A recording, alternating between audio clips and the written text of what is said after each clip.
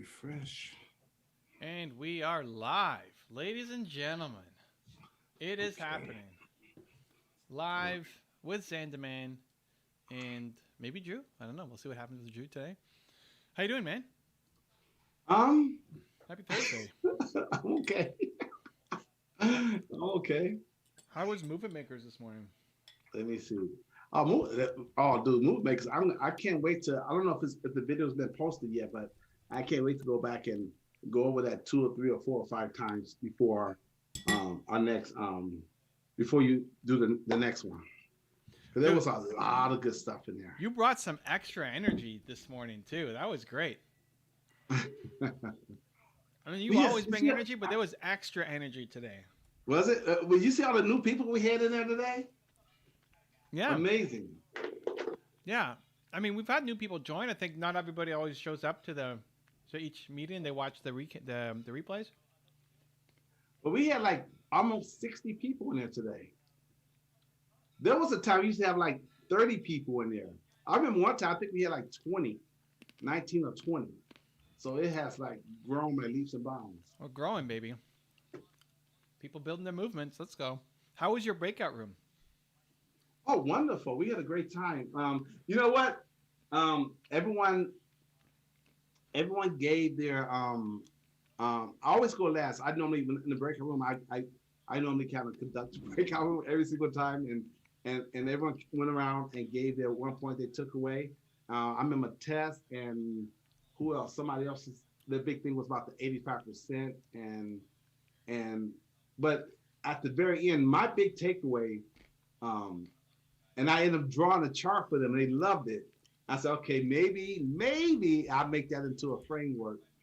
But but it was based on because I'm still trying to wrap my brain around what you say when you said everyone is coachable. I'm like, that just does not measure up. I said, but if you could just open up, just see if you could just take that in, just take that in. And I said, okay. And I've been struggling with that for a long time. Everyone is coachable. Mm-hmm. And today it clicked. I said, you know what? Because it clicks when I can take it. Because even though I'm a coach, I'm a teacher. I think I'm probably a teacher first. But I know coaching is teaching, teaching is coaching. But but I do distinguish the two of them. Just like you say, just like when you take a word and you don't care about the definition, I care about the definition because even a word you could define it and it has several definitions and definitions matter, especially in context and in communication because what it means to you may not mean the same thing to someone else. Yo, Drew's in the house. Drew. So when I gave them again when you gave us a 10-minute and I had one more person to go through, so I had 5 minutes left. I said, okay, I'll try to make this in 2 minutes.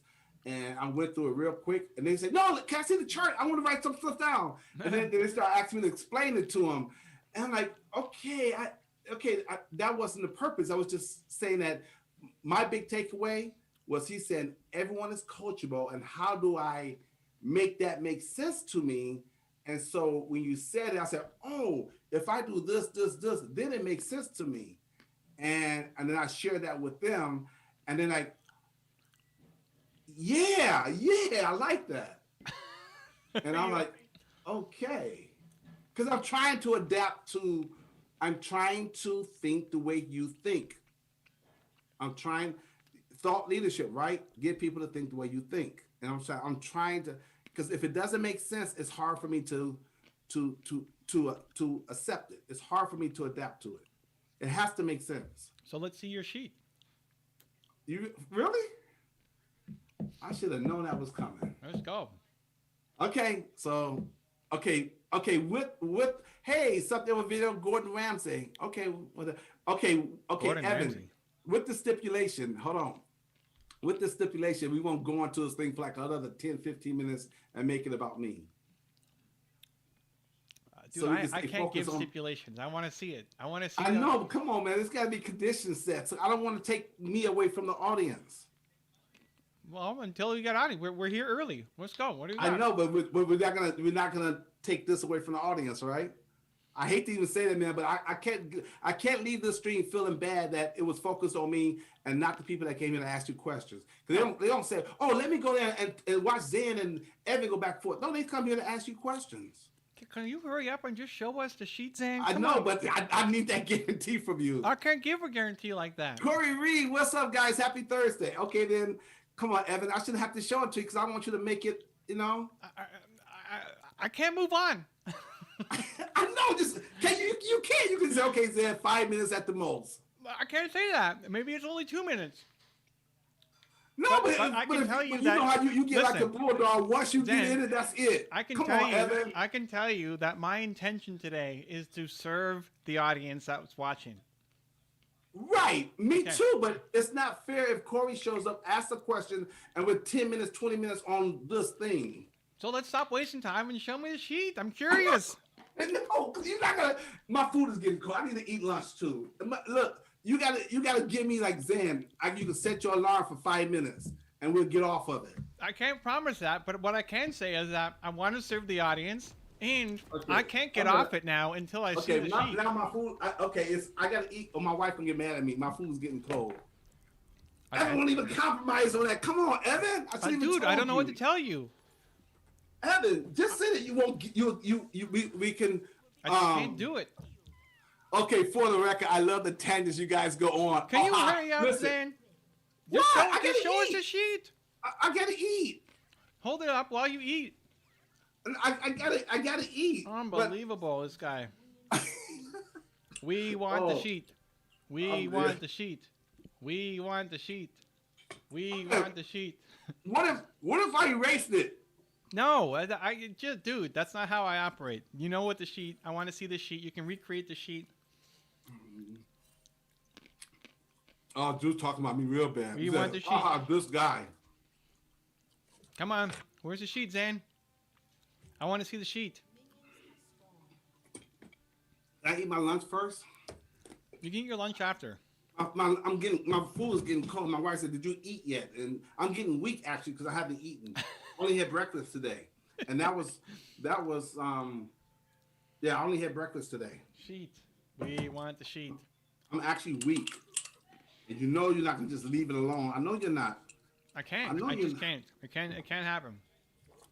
But would you just give me a 5 minute Just give me a 5 minute limit. It's okay. 5 minutes. Okay, cool. Maybe it takes 20 seconds. I don't know.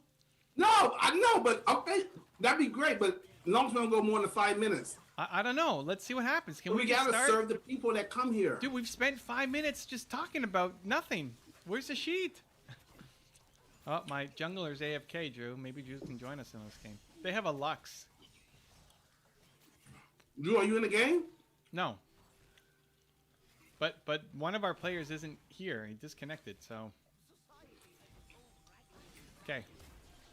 Drew says Drew, we haven't been on here for 10 minutes. Drew says it's been 10 minutes. We haven't been on here for 10 minutes. Come on, Zan, let's go. What is the sheet?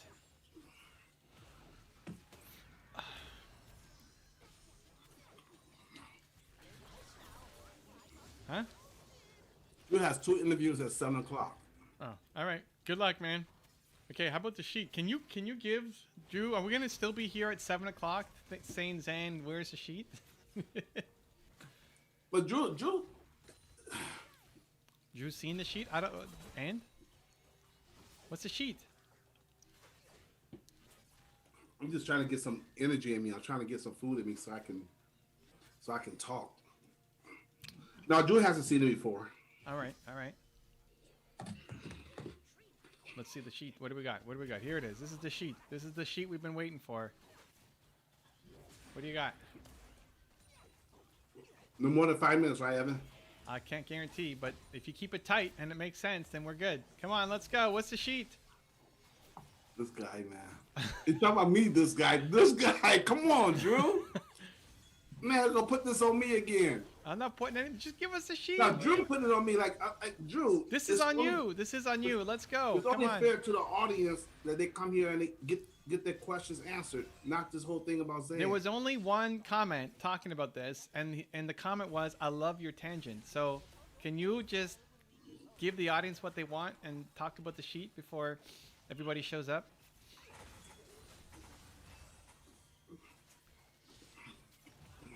What do you got? What's the sheet?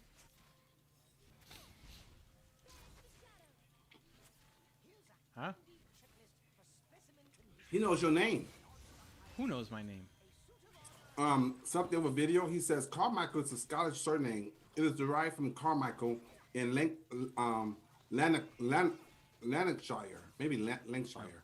The place name is composed of two word elements: the British car, fort, and the personal name Michael. Something with video. I love you. We can't talk about that yet until we see the Zan sheet. And he says, and Corey reads, I have a question. What's on your sheet, Zan? That's a great question. That's it. Come on, Zan. And What's on the sheet? Let's go. You've eaten. You've had some food. Let's go. I got. Come on. Break Okay, time. all right. Just show us the sheet. This is not gonna go well. Maybe it goes crazy well. Hey guys, hope all is well with. Okay, hope all is well. I'm with Evan and Drew.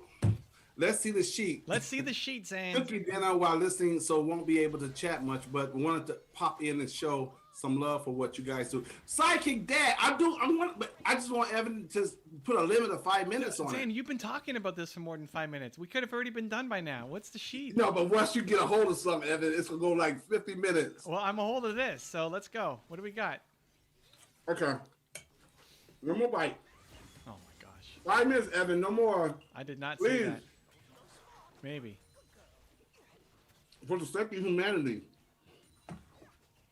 Everybody wants to see the sheet, Zan. For the sake of humanity, my food gonna get cold now. All right. Nina just said, let's see the sheet. Nina? No, she Nina didn't. just said she did. I would not lie. Listen, if you lie, now she's Nina. yelling. I want to see the sheet. Tell Nina to come to the camera.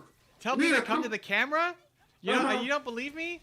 I do believe you, but I want to hear Nina. I like her voice. You like her voice. Uh oh, now you're making her come, Zan. You better show up. You better do Oh this my because God. you're in Nina, trouble. for real. What, Nina, where you at? Did you hear that? Oh my God. Nina! We love Nina. Hey, Nina. Let's see the sheet, okay? Okay, whatever Nina says, it happens. Nina, but can you ask your husband to talk no more than 5 minutes about it? No. He said no.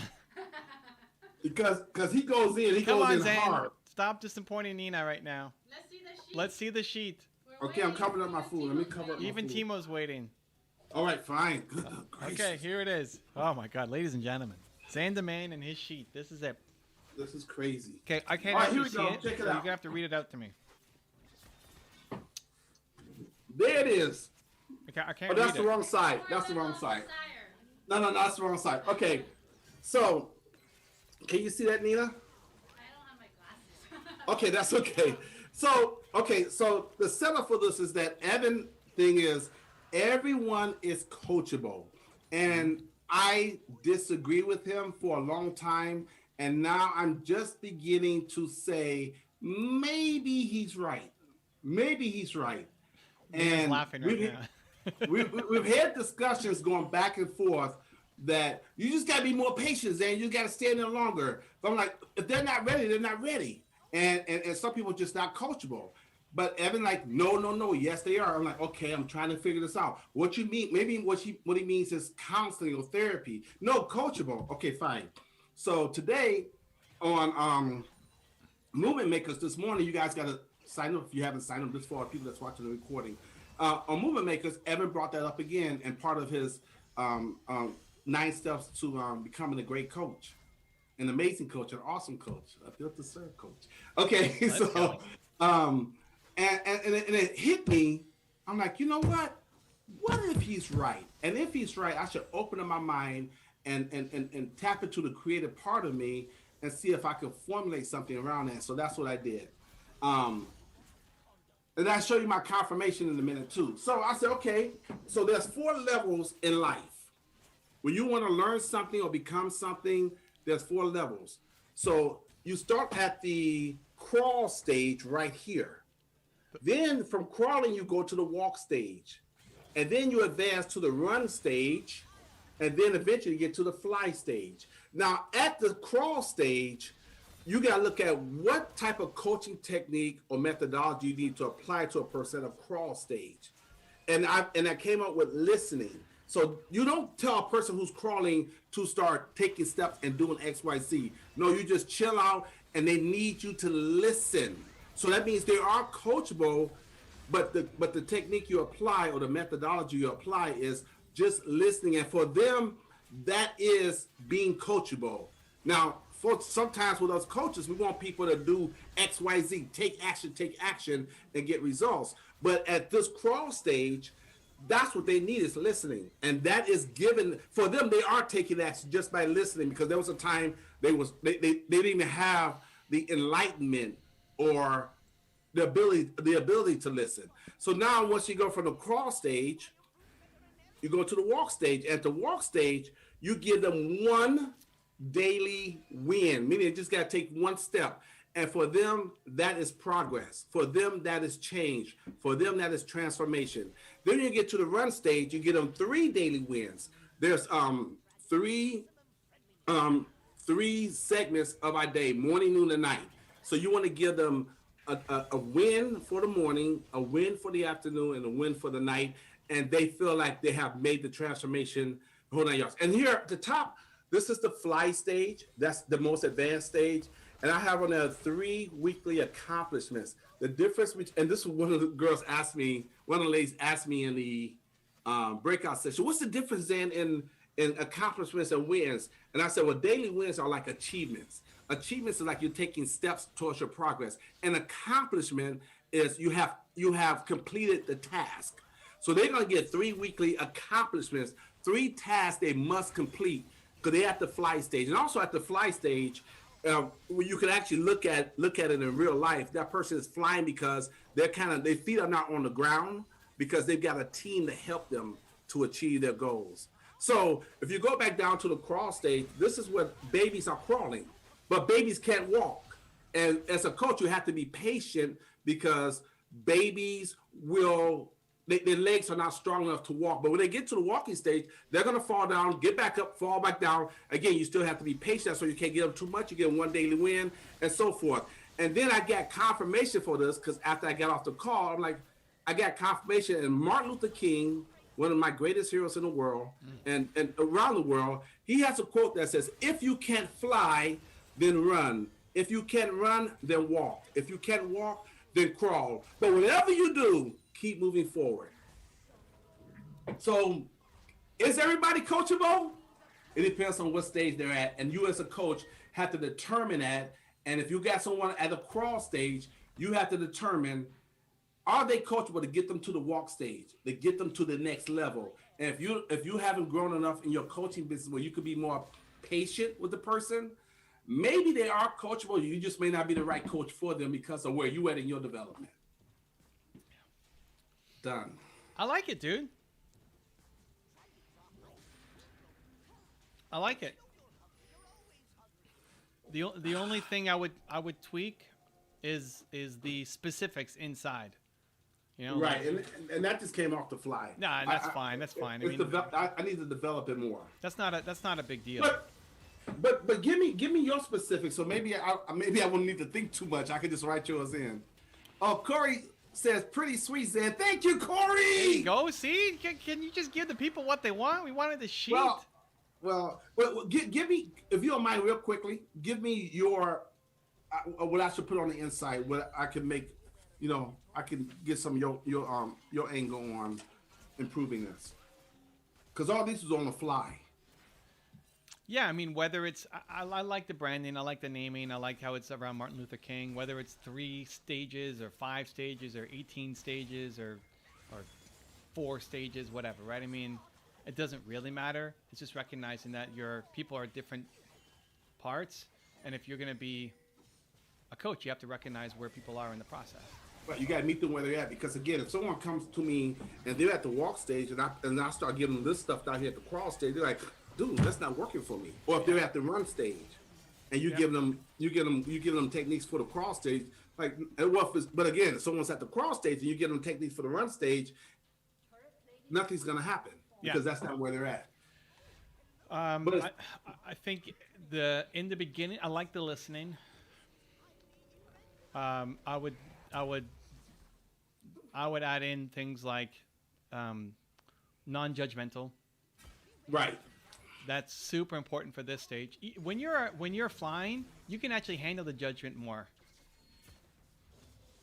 Or if when you're in that last stage, like that Mhm. can even drive you. The fact that, um, By the way, there's people like you and Brendan Bouchard. Y'all in the fly stage.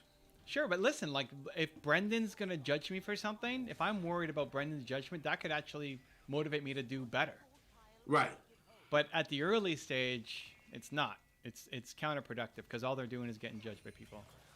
So non-judgment, listening.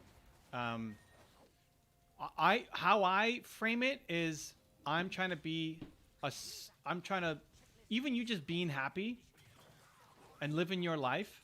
What you're looking for is a window of opportunity because they're not coming to you. For them to be coachable, like to get to the next step, they have to ask for it. So you're creating the window for them to ask for help. And how do you do that is you're sitting down, you're talking to them. Like I think, like I said, everything is coaching. So when you're hanging out with them, you're not judging them. You're not telling them what to do. You're not telling them how they should live their life because that's what. I actually do have a model for this. I need to. Maybe I'll talk about it on the next. I call them the. What do I have it? There's the wannabes. What's the first stage? Mark thought this was genius when I first told him like that is what you need to base your entire career around. Like okay. Wow. Yeah, wow. He was very excited. Mark Draper said that? Yeah, and Mark is not. Mark's seen a lot. I mean, all my stuff over the years. Wow. The first group we could call. So this might inspire you to go back and dust that off and come back out with it. Yeah, I mean, it could be the first step are the call them the haters or call them the the negative people. That's most people. Most people don't like their life. Most people are trying to tear other people down. They took a shot themselves. It didn't work. And now they're trying to tear other people down. There is no hope. So it's like, how do you turn that person around? Then you get to the wannabes, and the wannabes are most entrepreneurs. They're wannabe. They have a dream. They have a goal. They have ambitions. They want to do more, but they're not actually doing enough action. They're just thinking about it. They're talking about it. They're watching videos and going to events, but they're never actually doing the work, right? So going to a seminar is not enough. Like coming to Movement Makers is not enough. You got to do the work. You got to take the action. Right. Then you got the achievers who then they do it not just when it's convenient, but they do it when it's hard. Mm-hmm. And then you got the high achievers, and the only difference is you consistently do it when it's hard. Right. That's the model that Mark super loved. So the real question is, hey, dude, this is a deep passion of mine. It's why I changed my website.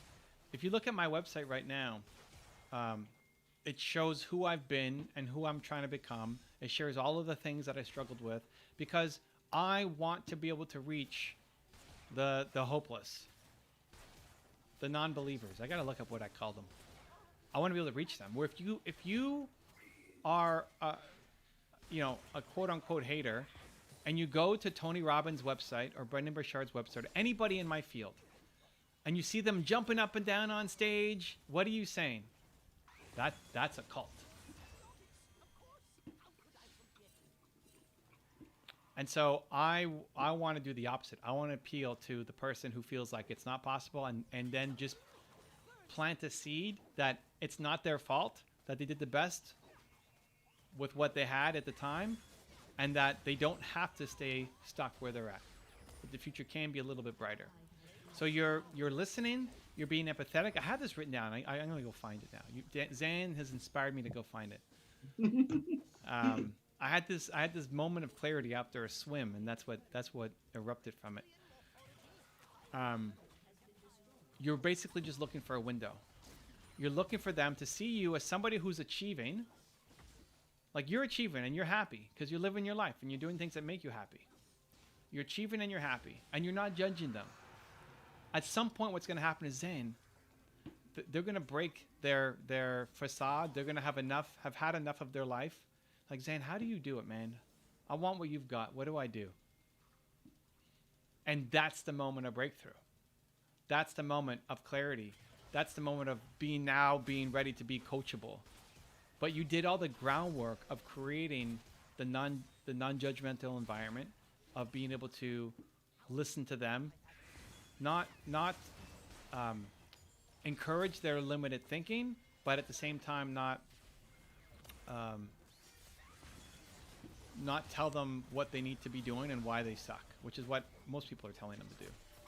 You said something earlier in Movement Makers. I don't know. You may not remember everything that you say. I know, but in people's journey. Hey, Tess, she's in the house. What's up, Tess? Tess. But in people's journey, you may not be the person that gets them to the next level. You may just be the water for the seed. So I remember this when I used to be a big brother to the Big Brother Big Sister organization here in Vegas, and they call them a little. So you got people that younger kids that you mentor into becoming successful. And even though you're supposed to be assigned one person, I ended up getting 3 people.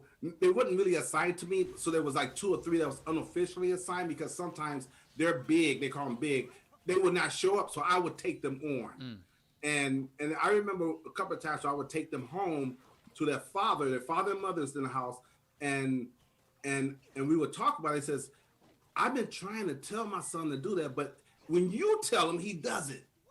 And I just said to him, I wanted him to feel great as a father. I says, sir, all you did was you prepared him for doing what it is you really want him to do. And sometimes kids, they love you so much, but they can't hear you, but they really want to do it. So when I say it, it's just confirming what you already put inside them. So if you didn't put that seed inside of him, he wouldn't be able to take the next step. So I really appreciate you for what you're doing with your own son. I know you love your son, but you deserve really the credit. I was just the catalyst to get them to take that next step, but they're already supposed to have taken anyway. Man, you keep telling more of this story. You're gonna have to make me bring back the Uncle Z.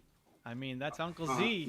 Nah. So and you know, he wanted to give me $100 for that. I was like, no, sir, keep your money. I'm here to help you and help your son and be part of the organization. And then they ended up still buying me a gift. The next week I came back, they brought me a nice gift, which was really very nice and very nice of them. But I guess that's the point I'm making. That you come into life, you might want them to take that next step, but your purpose might be just to get them to listen. The next person that comes into life, that person can get them to take the next walk, get them to the walking stage. It wasn't your purpose your purpose was just get them to open up and listen. Maybe. But you said that in your Movement Makers. No, what I said is something similar, but somebody's going to influence them to grow and get better. And what I want to do is, inside Movement Makers, take as many people as possible to become that. Like, if somebody's going to influence them, why can't that somebody be you? I wouldn't leave it as what you said was, well, maybe your purpose was just to help them get the water. No, I want you to get better. I want you not to accept that that's your limitation. If that's the best you could do, awesome. But I don't want you to just default accept that and say, no, you can't get better. Like, somebody's going to help them. I want that to be you. But step 1 is just recognizing that it's possible, that they are coachable. So I might bring that back. It's a giant passion of mine. I think it's the holy grail of personal development. Is to everybody just believes that some people are not coachable. I think it's just wrong. Well, you're bringing me around. I'm almost there. I'm 85%. All right, it's happening. 85%. Okay. Okay. So Tess says, my question to you is, okay. Question, Mel, question. Tess says, my question is to you is, how do you coach someone in a group who dominates and interrupts consistently? Standards. You have to set the standards for what happens in the group, the expectations, and then living up to those standards. If you're the host, right? If you're the host of the group, it's your group. People join for a reason. I do this all the time. I had my friend Mark Drager and I were just on a clubhouse. We were supporting a friend who's starting his first clubhouse, and Mark was telling the story about how last week when we were on a call, Mark was 30 seconds late, and I chewed him out over it. Like, Mark, what are you doing? What time is it? Like, you should be early for our calls. We don't start at 4:01. What are you doing? He's like, why are you so bent out of shape? Like, this is important, dude. And so now he's like, okay, well, I know when I'm with Evan, I got to make sure that I'm there a couple minutes early. And hopefully that has a ripple effect into not just how he deals with me, but how he has standards for his whole life. Let me piggyback off of that. Let me ask you a quick question. I know you set standards and everything else, but and this might have been an isolated incident, but today, earlier on Insiders Group, when Lexi, injected what she said, then she went into her story, and then somebody else jumped on and said, and then you was about to move on. It's like, oh, and let me add in, by the time she got done with all that, it was time to close everything off. And there's people that probably left on a downward thing because of what she was kind of hijacked the conversation. How do you say, okay, hey, Lexi, that's enough? Well, people had to leave on a down note, and it's like, everybody else, it didn't come there to be, be on the downer. I don't mind. Like, if that was the expectation, then we would have ended it earlier. But one, that group was designed to be, hey, there's one theme, but then we're gonna open it up, and what do you need help with? That it's meant to be open Q&A and sharing. I don't mind ending on a more serious note. That's life, right? I mean, for anybody dealing with loss in their life or grief in their life, I think that's super helpful. I mean, I acknowledged it at the end, but I don't mind that it ended that way. But it didn't seem for.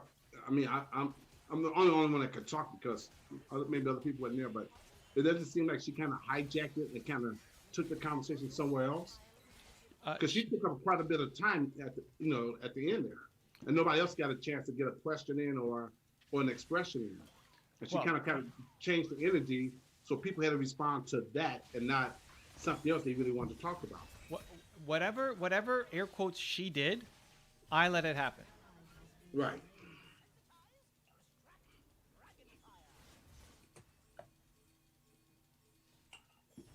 So I mean, I don't mind. I thought it was different.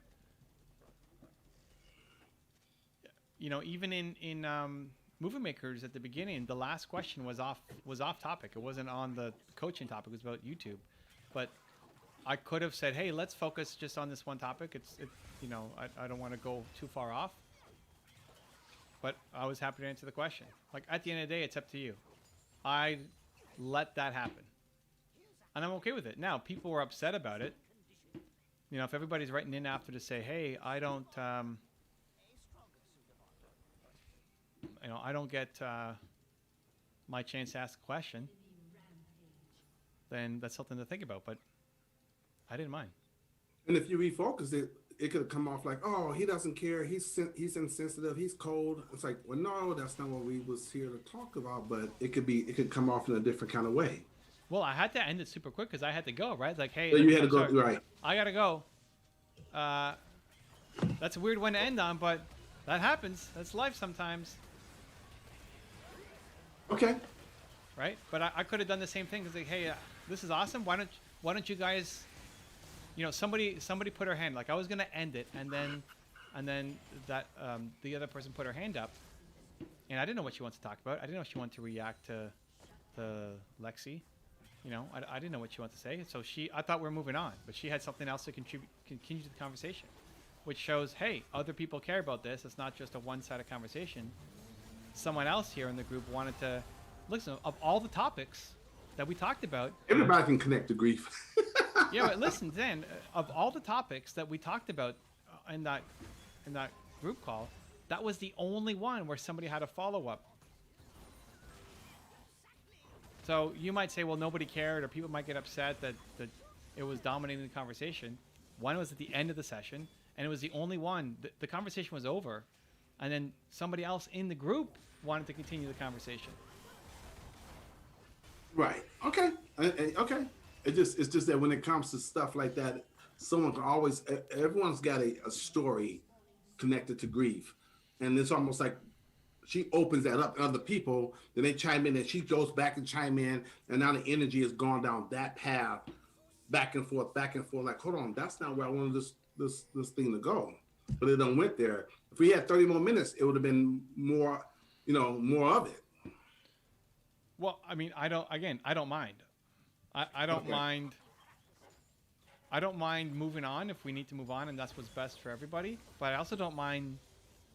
My goal with any of the stuff that we do is not to only show the rosy side and everything is perfect all the time. I mean, I still want to lead on the message of, end on the message of hope, which we still did.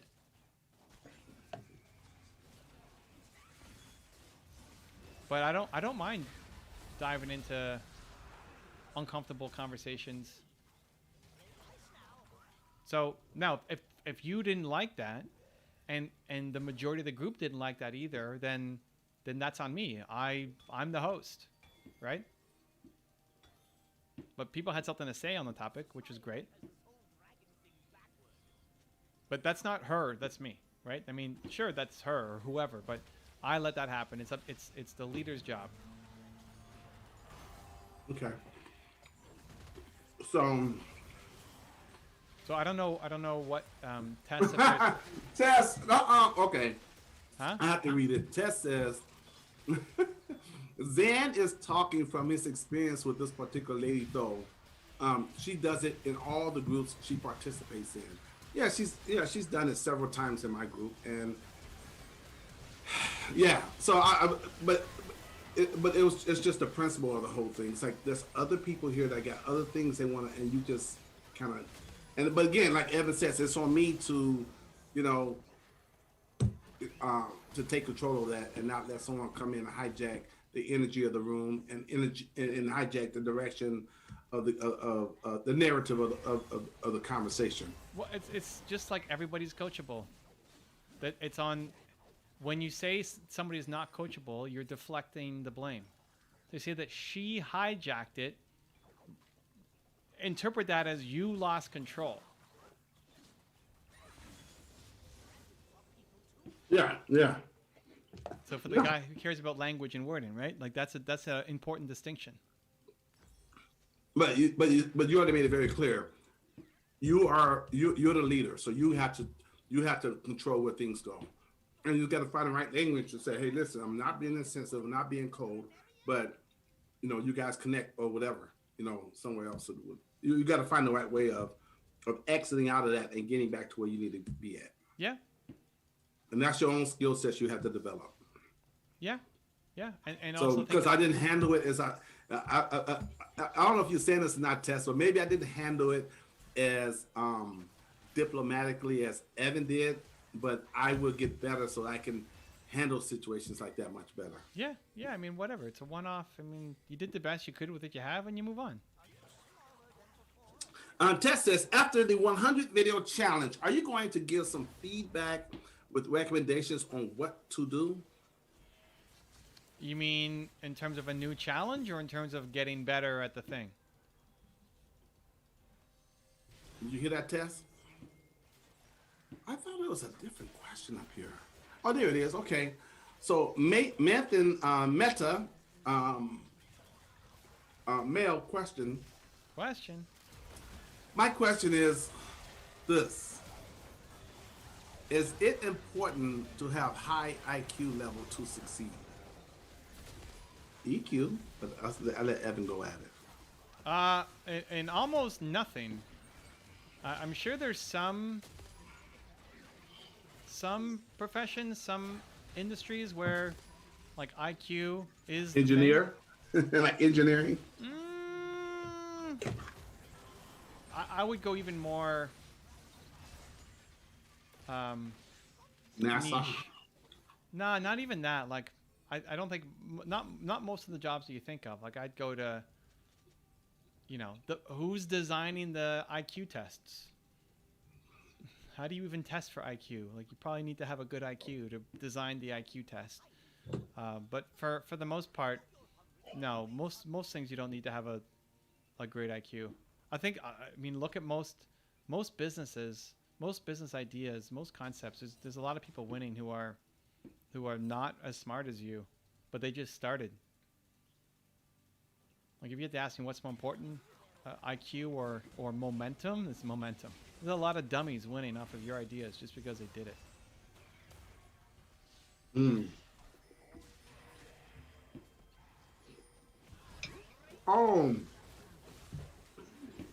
Someone made a comment. I want to go back to that comment. Hold on.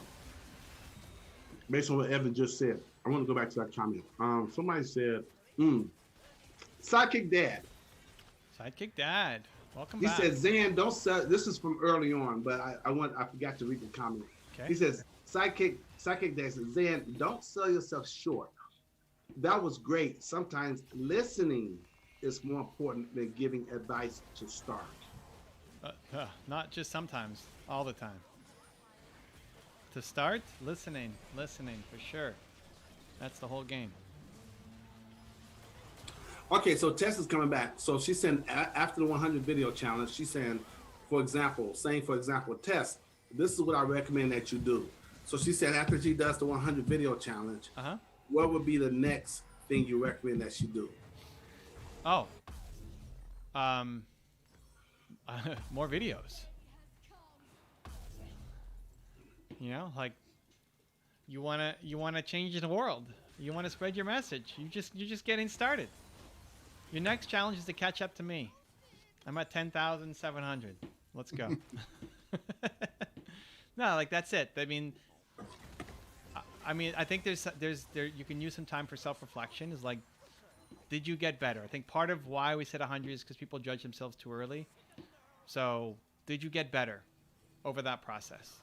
I mean, I know you already have, and I know I've already asked you this question, and you acknowledge you've gotten much better over there. You're not even at the halfway point yet, right? Almost. You've gotten better. Great. So, when you get to 100, look back and say how much did you get better over the 100? Go watch. Your next homework assignment is go watch your first video again. It might be hard, to go back and watch your first video. Like, oh my gosh, that's where I started. That's where I came from.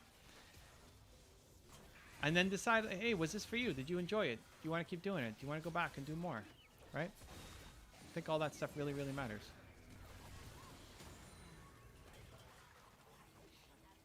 But it doesn't mean stop for the most part. Unless you hated it. And like if you hated it and you never got better at all in the process, okay, then maybe stop. But I know you're already getting better.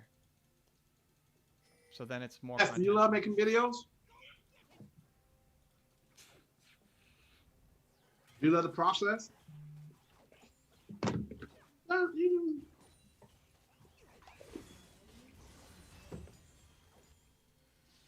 But I think video 101 should be a reaction to your first video and a reflection. That'd be a good one. What do you think, Zan? I did my first 100 videos, guys, and this is how I feel about it, and why you should do the same thing. She says, "I love it so much, words cannot tell." Wow! Wow! You made for this test. Then you just keep going. Video 101 is a reflection on the whole journey, the whole process, and going back and looking at your video, your whole series. And then you just keep making, keep creating. Now she wants to know what can I do to improve?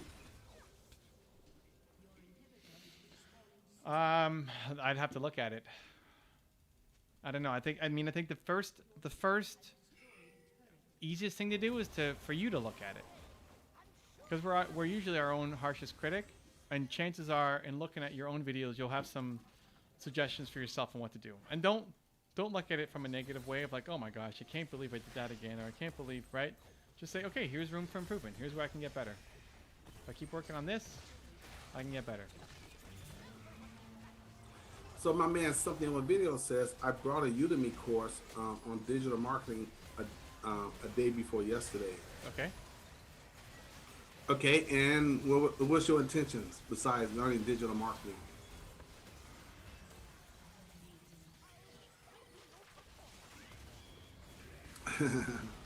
Oh, this is gonna be an interesting answer. Okay, Mel, question. Oh, snap. Question. Here we go. Here we go. Methan Meta says, "Is waking up early necessary to succeed?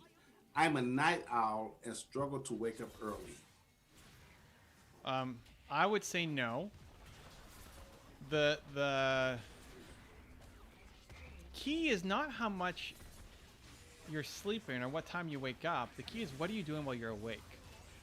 Here's the hard part about it. So one, I mean, you hear all the time, wake up early. Early risers are, I don't know, whatever. The 4 a.m. club or like whatever you're going to do is the next thing. When you, the benefit of waking up early for most people is you're more likely to be productive. That's the thing. At night, most people are not very productive. Think about what you're doing at night. And this is the asset. This is what you need to really pay attention to. What are you doing at night? Most people are watching some TV. I gotta wind down. I gotta whatever. And the last few hours of your night are not very productive. But when you have those 3 hours in the morning, a lot of people are a lot more productive. So it doesn't matter when you're getting up. What matters more is how you're using your hours. So if you're a night owl and those hours are actually super productive for you, awesome. Don't force yourself to be a morning person. Just make sure you're actually using your time correctly.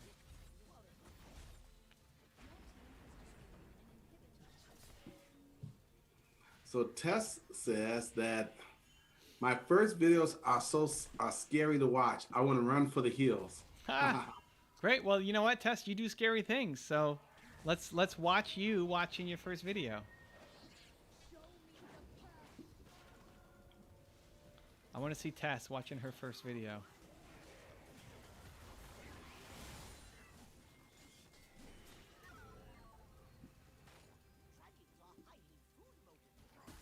What else? Let's see what we got here. We've got, okay.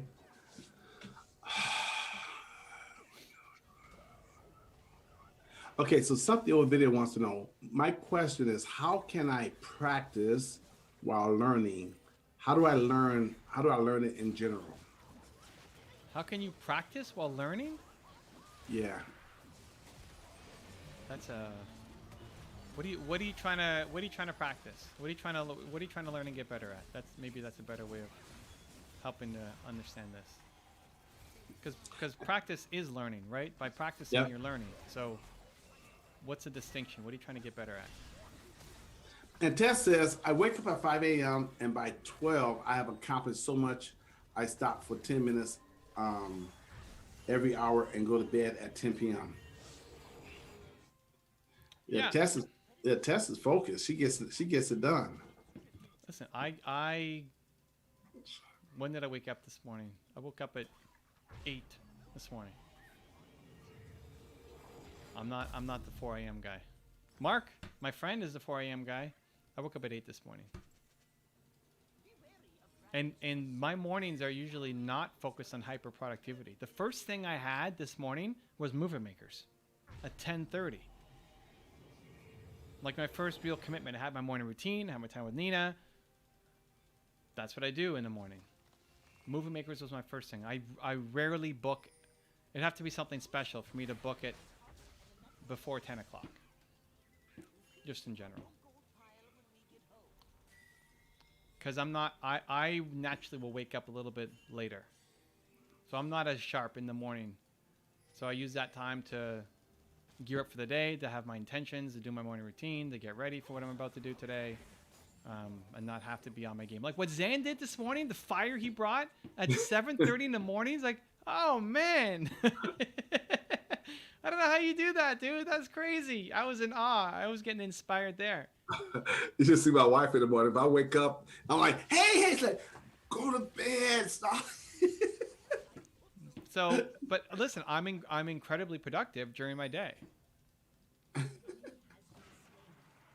funny. So to reach their own. I mean, listen, by the time I'm just getting started, Tess has already put in a full day's work, and I love it. Brendan, it was funny. So Brendan Burchard and Dean Graziosi were talking about this at their joint event, and Dean wakes up early, has to do his workout, has to do like go. What am I doing? Super focused. Every second counts in the morning, ready to go. Brendan almost never does anything before noon. He's like, he goes for a walk on the beach, and he hangs out with his dog and his wife, and and Dean's listening to him. He's like, "You're killing me. You just walk around on the beach." He's like, "Yeah, because that's how he gets his creativity. That's how he sets himself up for the day."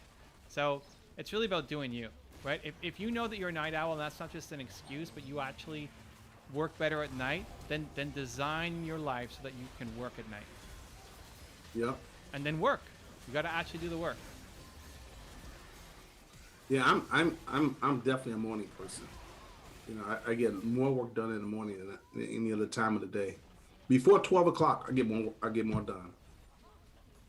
Yeah. So for me, I do my thinking work in the morning, and I do my public facing work in the afternoon, evening. Yeah. Like this morning stream would be, if this was a morning stream, would be way harder for me. I probably wouldn't do it. It wouldn't be fun. If this was 7:30 in the morning for me, it wouldn't be fun. I wouldn't do it.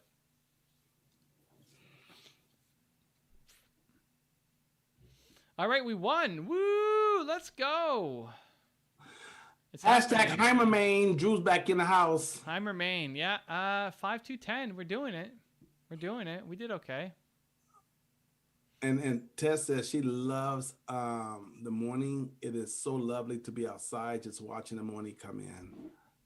And said, do you recommend commenting during watching an IG video? Do you recommend commenting during watching an IG video? Depends on the intention. So, right, actions map to your ambitions. What are you trying to accomplish with it? Are you trying to show support for the person who's on? Are you trying to ask questions that maybe you'll get an answer to? What's the intention? Are you trying to connect with other people who are watching as well? Like if you look at this live streaming example, we're trying to ask questions, right? Or I mean, we're trying to answer questions. So if you give questions, there's a good chance that we're going to answer them. Unless Zan's ignoring you or doesn't like you or whatever. That's not good. I try my best not to. I even try to just look over and say, okay, you know what? That's strike one. Let me go ahead and keep going. But I haven't done that in a long time. So no, that's fine. And Zan cares and I care. And we this is a question and answer show, right? So that's partly why Zan feels so bad when Zan and I riff on something or I'm pushing him to explain something and we go 20 minutes without ever looking at the chat. He feels bad after because like it's supposed to be a Q&A show. So it depends on what is the host trying to set up. This is a Q&A show, so give us your questions. And that's a good chance to, if your goal is to get mentored, that's a good opportunity. If your goal is to get recognized by the person, maybe they go check out your profile after. If the goal is to connect with other people here in the community, then not only just asking questions, but comment on other people's questions. If you wanted to connect with Drew, you say, yeah, this Drew guy is a good guy. Say, good question, Drew. Say, what's a Heimermain, Drew? Right? So you form the connection. So it starts with what is your intention? And then making sure our actions line up with it. So I think she was asking the other question. She wanted like, what is the proper etiquette? Like as far as commenting while you're watching an IG live or like, is there a proper etiquette? I don't think so. Just people. Yeah. I mean, I think showing love is always the proper etiquette. Showing support, showing love, asking questions depends on what the theme is, but. And if you know the person very well, you could just tease them sometimes. Teasing them sometimes. Like if Zane's going live for sure, I'm going to tease him. Or like the other day when I was on, when Drew and his wife goes on together on Monday, I'm like, I always tease, not Drew, I'm sorry, Dupre. I always tease Dupre about that he just cannot stop smiling when he's next to his wife. I said, okay, I want that pillow. Give me that purple pillow. You know? So you can tease and have fun with them. And they like it because, you know, Oh, you want this pillow right here? Well, I got this from XYZ. No, in fact, I think my wife brought it for me. No, I think I brought it for her. It just, it just makes the conversation just more, I don't know, more fun. And honestly, when you first show up to a room, just listen. If you're worried about etiquette and what the rules are, just pay attention and see what other people are doing, just to get a sense. You know, when I was on Clubhouse for the first time, I had no idea what it was, so I just listened. I just joined a bunch of rooms and listened. And then you get a sense of it. You get a sense of the vibe. Ah, say, well, Zan wins that prize for that because he carries on like a 10-year-old on TV. What, you get a prize for what? For teasing people? He wins the prize for that because he carries on like a 10-year-old. Well, you know, Sharon teases me too. Like, she's like, he's just running around like a little kid all over the place. I'm like, well, hey, it is what it is. I hope you're entertained. Like, Zan just runs around like a little kid. I'm like, yeah, that's the way it is. You know. So going back to what you were saying earlier, Evan, so I think I found it. You said, is this the part where you said, I felt like a giant loser who made the biggest mistake of my life when you was trying to find the right word? You're reading copy from my website? Yeah. Because on here, some of these things is hard to believe, but you wrote it. So you said, shy, broke, introvert, no friends, don't fit in, always sick, bad students, perfectionist, nervous tics, slow learner, failed marriage, afraid of disappoint, and parents took the psychologist.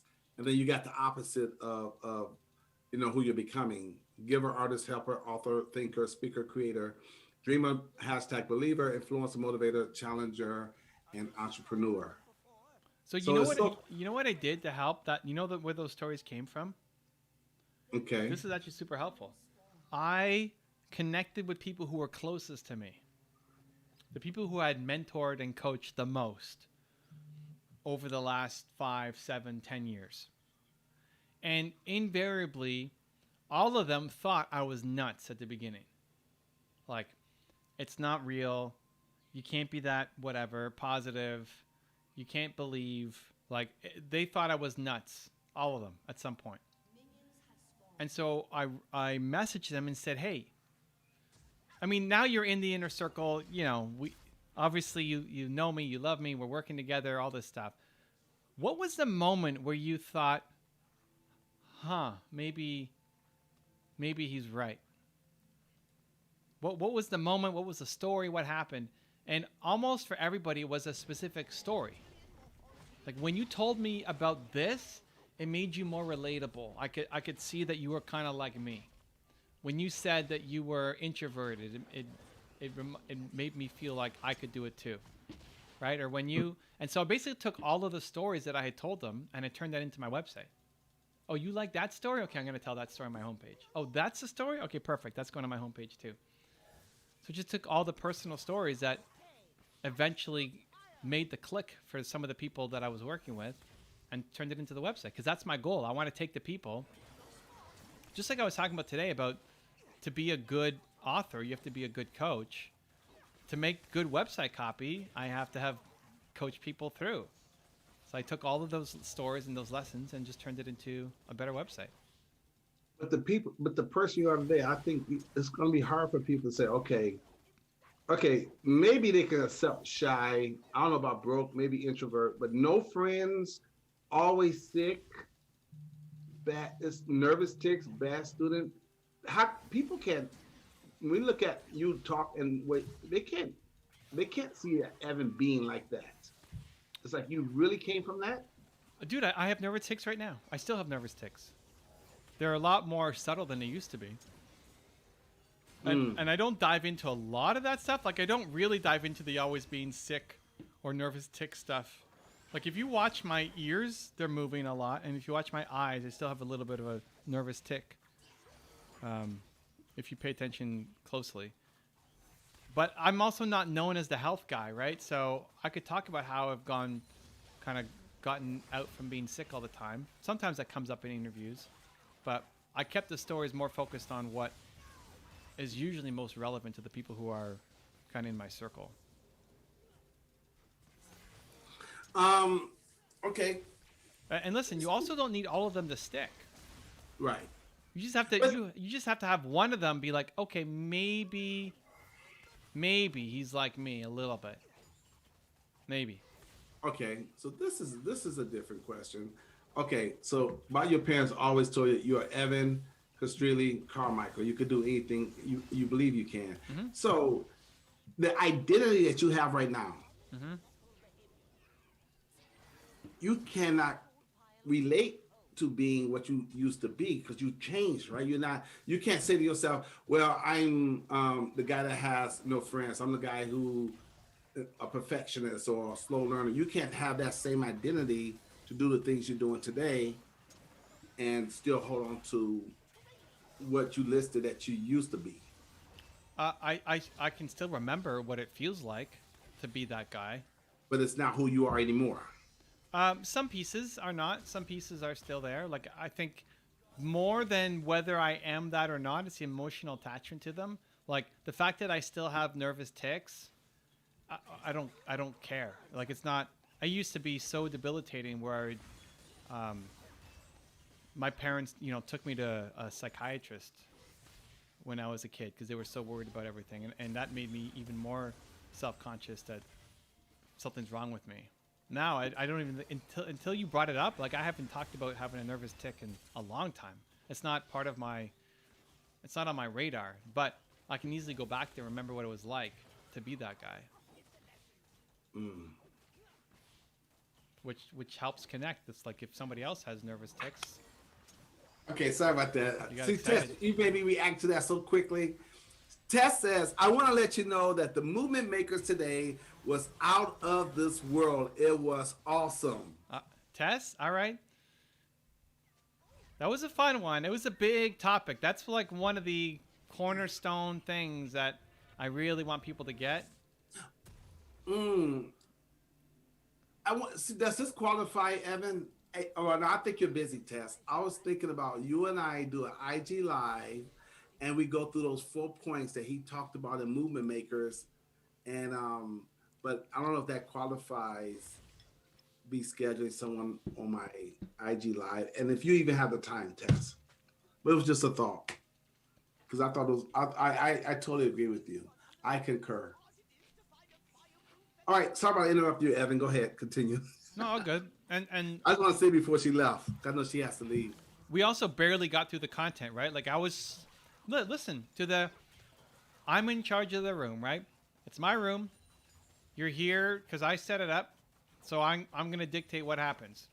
I ignored a lot of questions today because I really wanted to get through the content. So most of the questions I answered a couple live through the first 45 minutes is content, and then it's 20 minutes breakout and 20 minutes Q&A at the end, or whatever, the rough format like that.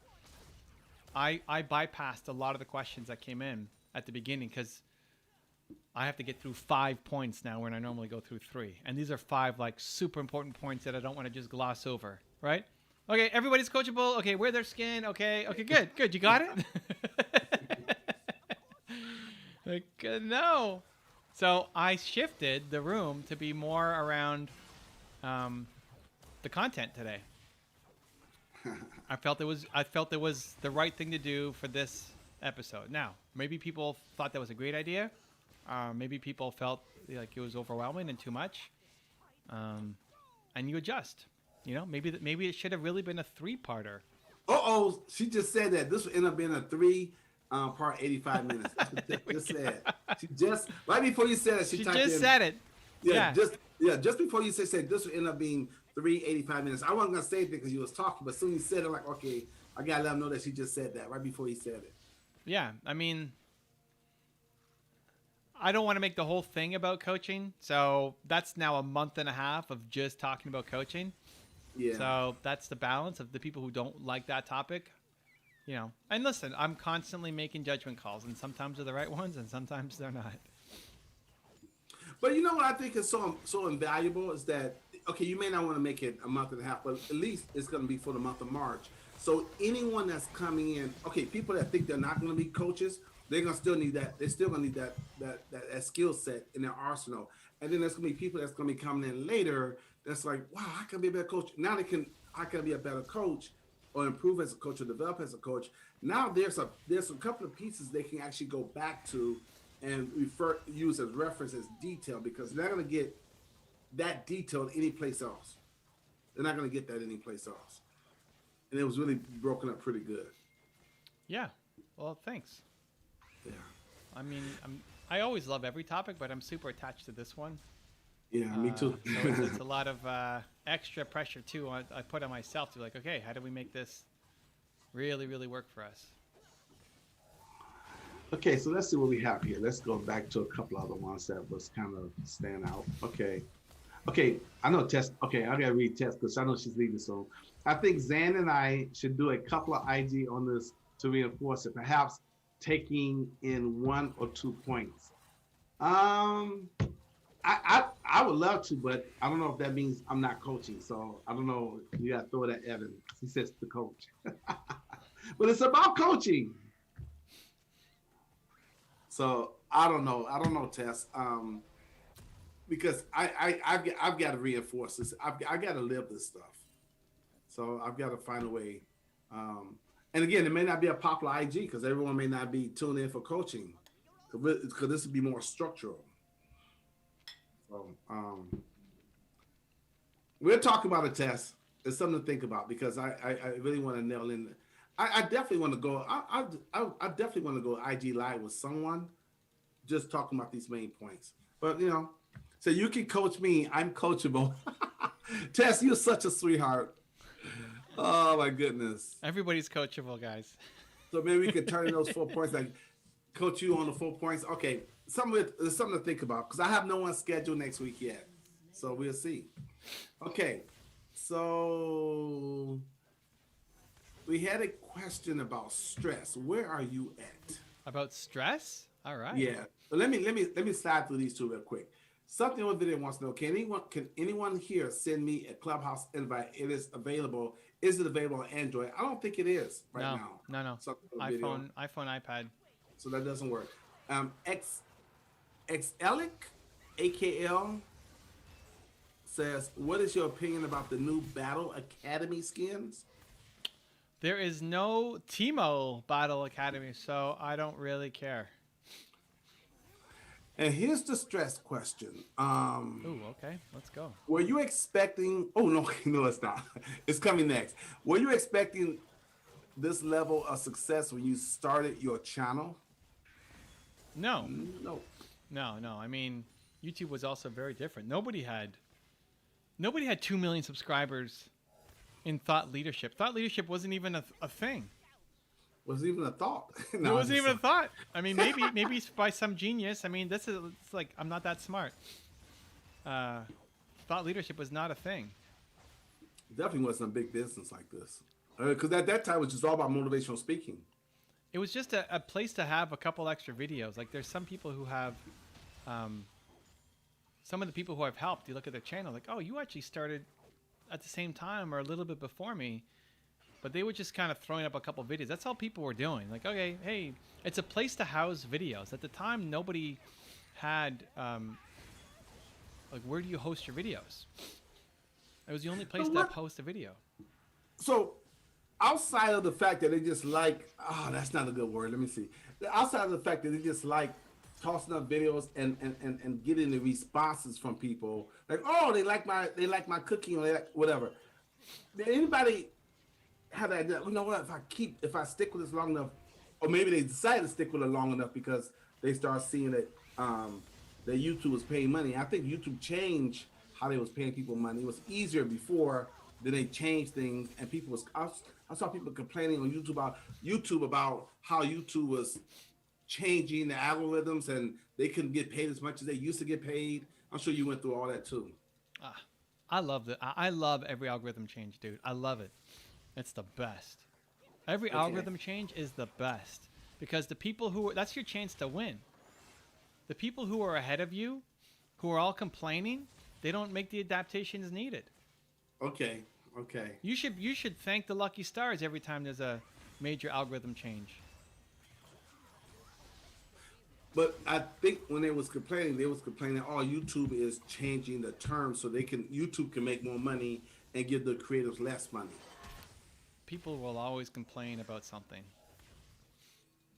It's never been better to be on YouTube. Never. It's never been better to make money, to build your impact, to grow an audience, to change people's lives. Never been better.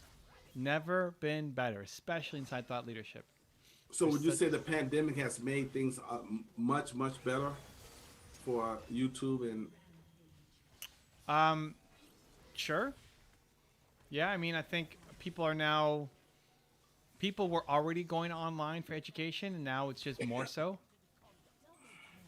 People are going online for education. They're going to YouTube first. A lot of people. So, yes. And I don't think it's going to slow down afterwards. You know, it's the second greatest search engine, right? Okay, here's my stressful question. Ooh. Okay, so Manthan Mita, Mel, question, how you doing? Okay, here we go. Hope that made us smile. Okay. I love it. How to pressure resistant. Okay. How to be cheerful even during stressful times. I think that's what he really wanted to ask. How to be cheerful even during stressful times. I wouldn't necessarily put that burden on yourself. You know, like if you're really stressed out, maybe you don't have to be cheerful all the time. Trying to be cheerful all the time might cause even more stress. Why am I not more cheerful? Why am I not more cheerful? You know, that's okay. Sometimes you need to have more grace for yourself. Sometimes you have to recognize that you can't go as hard. So could you be more cheerful? Sure. But can you, eliminate stress or always have to be cheerful? I think that's too high a burden to put on yourself. So how do you do it? I would say, one, doing work that you love always helps. You know, like if you hate the work that you're doing and you got to show up again and do that work again and again and again, it's only going to make things worse, right? You have to love the actual process. Two, love the people that you're around. You know, if there's people who are causing that stress in your life, then find another way to spend less time with them or supplement more people into your life, even if it's remote. Like if Zan and I are the only ones who inject positivity into your life, then hey, we're here. Come on back anytime. We'll give you love, no problem. Right? No judgment, no questions asked. We're here to support. And really pay attention to that. And then all the usual stuff, like make sure you're getting decent sleep. Make sure you're not just binging on crap food and you have no energy, all that stuff. But I think people don't pay enough attention to the actual work and then the actual people. Most people are just hanging on by a thread and the next little thing's going to set them off because they don't love what they're doing and they're around the wrong people in their lives. Cool. So I want to add to that. This is great. Because I know Evan's going to say it anyway. So I'll say, but I'll wait. So he didn't say it, so I get to say it. Woo, let's go, Zan. Come on now. So very simple. And it's not always easy to do it, but it's something I try to practice as much as possible. Practice being thankful and being grateful. So even when there's an opportunity, you still can be thankful that you have the opportunity. So be grateful and be thankful. To me, that's a good stress reliever. And meditation, but forget about meditation. Thankful and grateful. There you go. Okay, so Tessa, she has to leave. Well, guys, it's been fun. I'm leaving for video number 62, Beckons. Let's go, Tess. Right, come on now. It's happening. Okay. Love it. Ooh, here we go. We're going to get personal. Personal? Well, not personal, but his story is Derek's 13 says, what to do when your parents don't support you? Okay, so recognize that your parents love you, probably, right? That's a good foundation point because they're not giving you support that you'd like, but they're giving you the support that they think you need. Probably, right? They're giving you love. They just have a different version of it.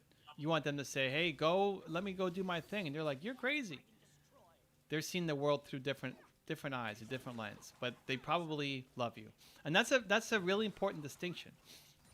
Because if you can actually learn to see that they actually love you, it changes how you react to things, and it takes the sting away. It's like, oh, they're just seeing it from their perspective, as opposed to they don't support me, right? If you told them, why don't you support me, they probably say, what are you talking about? We're doing our best to support you. And it's in that miscommunication, misunderstanding, and lack of empathy that causes the conflict. Next, it's on you to explain your thought process and how important this thing is to you.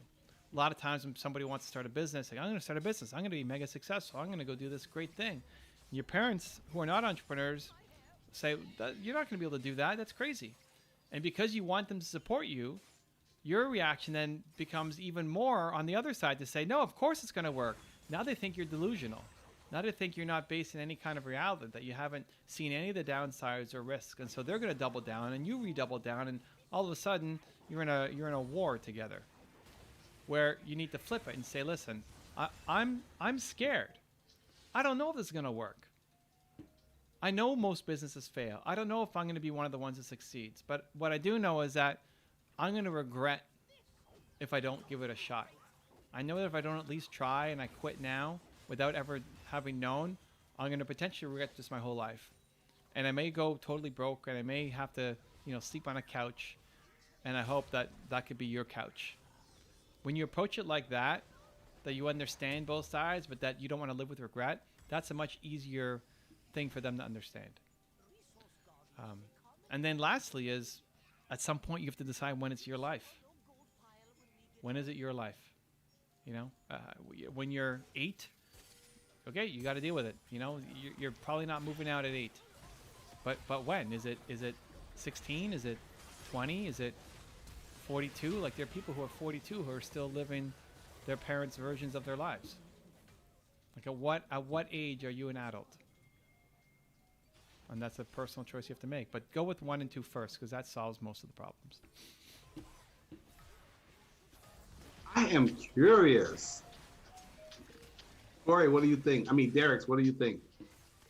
How did that sit for you? How did you receive that? Let us know. I'm curious. So Apsy, welcome to the stream. And she says, hi, what do you think of the new algorithm change? They're requesting to post a lot in order to grow now on Instagram. It's the best. Every change, get excited. Get excited. Get excited. We just talked about this, right? Every new change, get excited. The people ahead of you are complaining that it's not possible and that it's over. And Instagram is dead. Great. That's who you need to now go off and beat. Get excited. Algorithm change, amazing. Like, that's treat that. While most people are complaining, treat anytime you hear algorithm change as like somebody just gave you a huge just died. Somebody just gave you like the greatest gift in the world. Algorithm change, woohoo! Algorithm, woohoo! That's how I want you to react. Because when you come from that place, you're going to win. Well, it seems like the people who are dedicated, who are committed, they're going to win no matter what. Yeah, I think the too many people, they want things to remain the same way. Like, this is most people. You want things to remain the same way. So how you got there, you want it to keep on. It won't. It's going to change. Then that's the best. Change is all there is, ladies and gentlemen. Change is all there is. And we are caught up on our questions. All right. We are caught up. Been a good series of questions today. I like it. Nice variety. And we didn't spend 4 hours talking about Zan's framework. Woo, man, you hear me there, man. I'm like, oh, don't do this, man. Don't. You already talk too much as it is. Uh, I should have known you would go there and say, "Show me." I should have known That I was I gonna know. what? that. If I open my mouth, you would say, "Show me." Let me see it. I should have known you was gonna. Yeah, You of always course. ask for. You always ask. You always ask for. I should have known that. That's good coaching. Yeah, but I should have known that. I should have known that. I should have known. We answered your question about digital marketing, something over video. He said, what about my question about digital marketing? Okay, let me scroll back up. I thought we answered that already. Okay, baby. Okay, I stand corrected. Okay, let me back up. So, how do I become a okay, question. How do I become a digital marketing specialist? How do I apply my knowledge right away? Or should I simply gather up the theory first and then try to find clients for free, but for the sake of practice? I would pick what you like most about digital marketing. Like, what inside digital marketing do you not just think is a hot opportunity, but do you actually like most? What do you like most inside digital marketing? Because digital marketing is huge. So what do you actually like the most inside of all of that to start becoming a specialist? Because digital marketing specialist, I think that's what he said. Is that what was in the right? Exactly. Digital marketing is not a specialist. Yeah, it's an industry unto itself. Yeah, it's like it's way too big.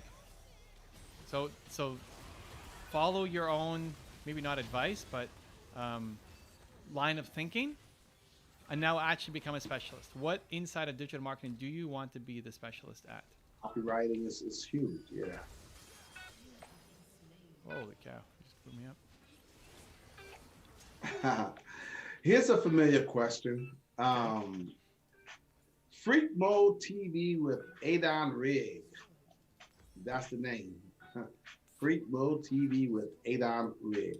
Okay. He wants to know, how are you able to use videos for people like Elon Musk or Wine or whenever without copyright infringement or issue? Depends on the source. The Elon doesn't matter. It's the source. Dan, I think we're gonna lose this. This is not good. Uh-oh, it's the best. It's the best. So something of his response to the digital marketing specialist is, I like that it involves creativity and competition. No, that's okay. That's great. But inside of digital marketing, what do you want to be great at? Yeah, it's different things inside digital marketing. What's two or three areas you want to focus on? One, like niche. What's your special? You want to be a specialist. What are you gonna do? Like TikTok, being great at TikTok marketing. That's being a specialist.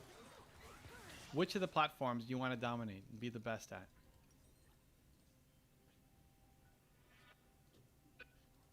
That's what we need to get to. Rain Like Rain. That's his name on IG Live. Rain Like Rain. What do you want to be a specialist in? What's your? Well, he said one, but I pick up two or three that we narrowed down to one. But Wait, yeah. was it Rain Like Rain on your IG or something, and you called Yeah, it that's Rain Like Rain? Something with video is Rain Like Rain. Oh, I see. Okay. I like it. Yeah. Okay, so Darlington McCover says, hey, Evan, can we engage in a conversation on customer experience sometime? Let's go. What do you want to know? What do you want to talk about? We're doing it. We're doing it right now. This is it. Darlington. What do you got? Customer experience. I like it. You're here. He's here. Let's go. Let's go. We'll do it live. Come on now. Darlington. What a name. I like it too.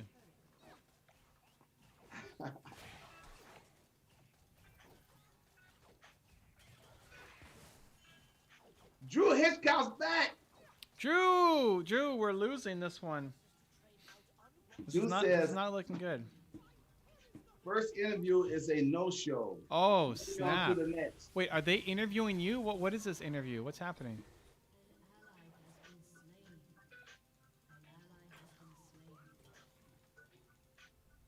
Well, that looks like it's game, guys. Okay, so Darlington's back again and says, "What are your thoughts on customer experience? Why is it important?" Um, if you look at what people care about, the experience is always going to be in there, right? Pricing is always important. Delivering their value is always going to be important.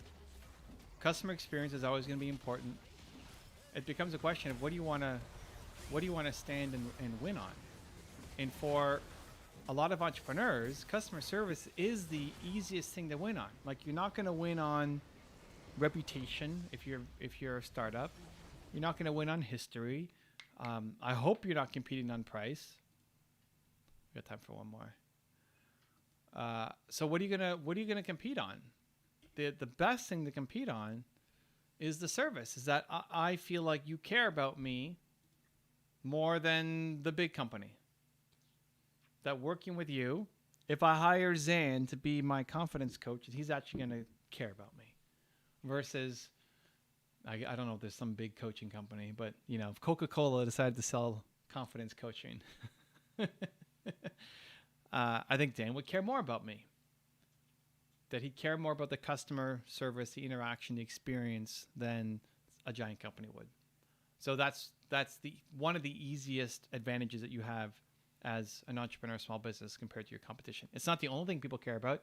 Some people will get, all they care about is getting the results. Some people all they care about is getting the price. They care zero about customer experience. Look at an airline, right?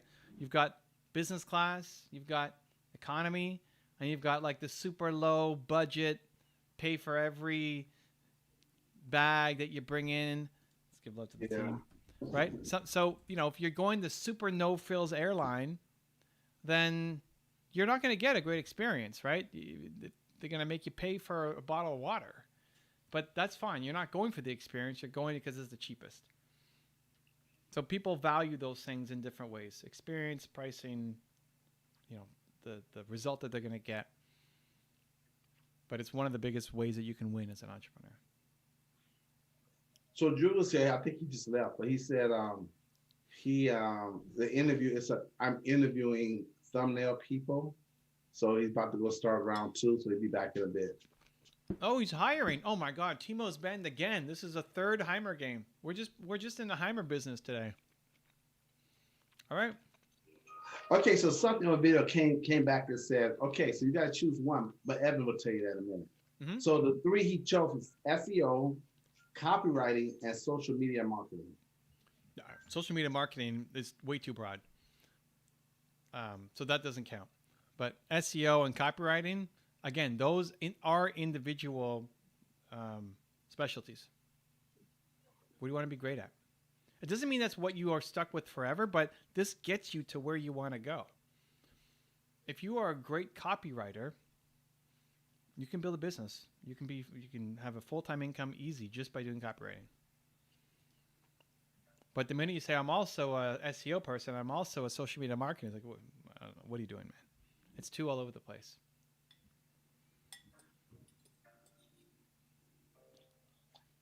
Drew says, #HeimerMain. I know. I thought Drew left. He's still here. Good.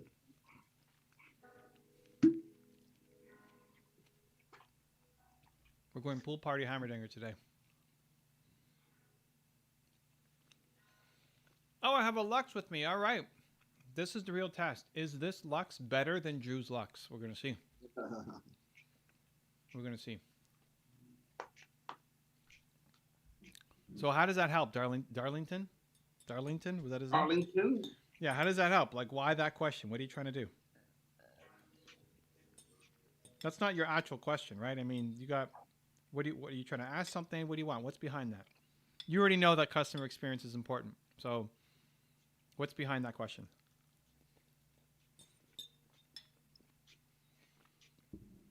Interesting. What? I want to see their answer. Darlington? Okay, here we go. So I'm a customer experience consultant. Now, I recently joined a New Zealand-based consultancy consultancy firm called Halftime Orange. I like to establish myself as a full-time consultant. Great. So you want to be a full-time consultant inside Orange? Orange was the name of the company? Halftime Orange. So what's your goal? Is your goal to be a full-time consultant inside Halftime Orange, or to branch off and do your own business?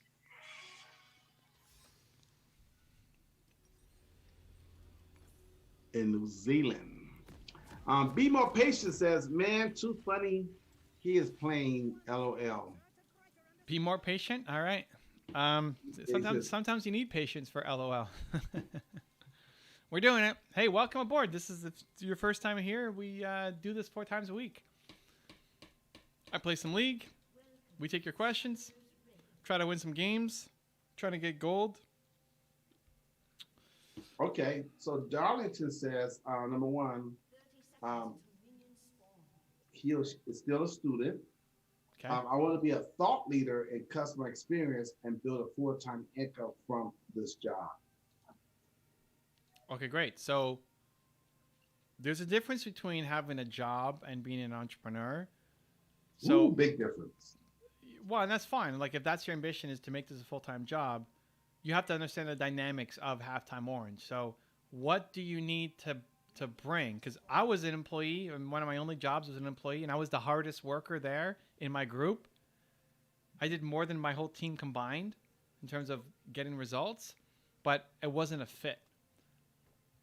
So what you need to think about is, what inside Halftime Orange, what do you need to do to make that a full-time job? Do you have to bring in more deals? Do you have to support the boss and whatever the boss's projects are? Like, what do you need to do inside the culture of the company? Understanding what your boss really wants for you to get that full-time job. Let's play with that. Okay. Something on video came back with a definition of digital marketing. Okay. I don't think that's what he asked you though. So Suvik Baccaria says, hello, sir. I've got it. Okay, you got a question. Okay, ask your question. Suvik. Welcome. And Renee, welcome. Renee says, what has been the most challenging interview that you have made so far up to this time, knowing that most personalities will come in the future? Hashtag greatness. Challenging interview. One? She wanted one? The most challenging? What has been the most challenging interview that you've had? That you made up to this most point? challenging. I'd say Sadhguru was probably the most challenging. One, so why? I mean, it was in person, so that's always a little more stressful. He really wanted it to be outside. You know, he loves nature and just wanted the energy, and so he really wanted to be outside. But it was March, right, in Canada. It's cold, and he wanted the spot by the lake. So, you know, here in Toronto we have a lake, and a cool breeze. Yeah, it's a really cold breeze. And then what? Then he ended up being a little late. He was coming from another event. He had, you know, only so much time in Toronto. But as a result of that, I was standing there outside freezing while we waited for him, because there was no indoor spot there, and it's hard to kind of go back to you know, the car or anything, right? It was just the nature of where we were in this park to be able to make it happen. So if you watch the interview, I'm sniffling a whole bunch during it because I am cold. I am cold. That plus, you know, he's not the typical person who I would have on. So it's a much more spiritual angle. And I knew his content, but I didn't know it, you know, super duper well. So I just don't know where it's going to go. And so I'm worried about it not going super well. Now, I've never had an interview bomb, right? The interview went great. He was amazing. You know, super grateful for the time he gave, because that was his last stop before going home. So I was, you know, very happy about that. I'm thankful to him for that. But I've been nervous a whole bunch. I was nervous for Tony Robbins. I was nervous for Matthew McConaughey. That was just last week or 2 weeks ago, right? It's not like something way in the past. I was nervous for all that stuff. I was nervous for Dan Pena. Dan Pena made me really nervous. Yeah, he's yeah. But the thing with Dan Pena is like he's great at wearing the skin too. Like I don't know if you guys don't know Dan Pena, he bills himself as the the tough love business guy. So not what you necessarily want to hear, but what you need to hear. And he'll yell and freak out and swear and berate people. Like that's his way of showing love. And so I was super nervous. Like I don't like confrontation. Like I don't want to say the wrong thing to this guy and have him freak out and leave the show. But he was super cordial, super nice. Didn't get angry once, didn't swear once. And that was because that's the energy that I was giving off for the interview too. I wasn't trying to get him in a gotcha moment, or I wasn't trying to get him all riled up and angry to kind of get that soundbite. So they've always worked out, but yeah, Sadhguru at the top and then those ones underneath would be the most nerve-wracking going in.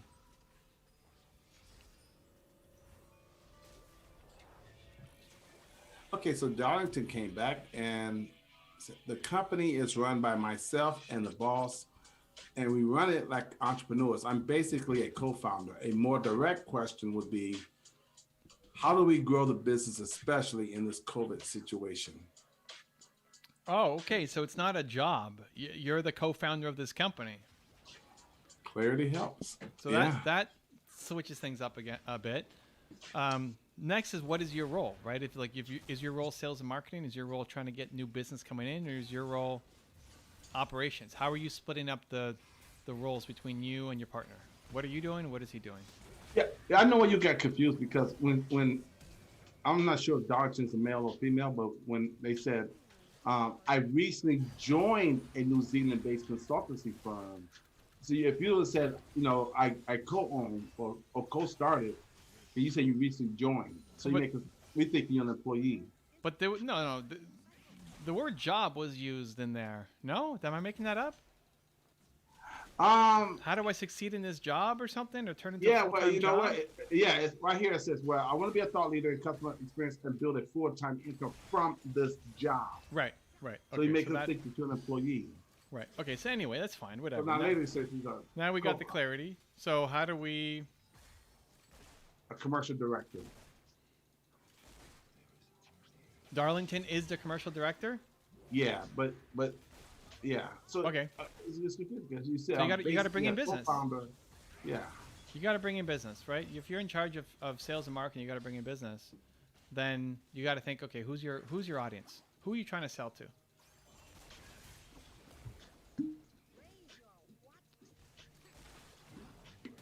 So who's our target? Who's our demo?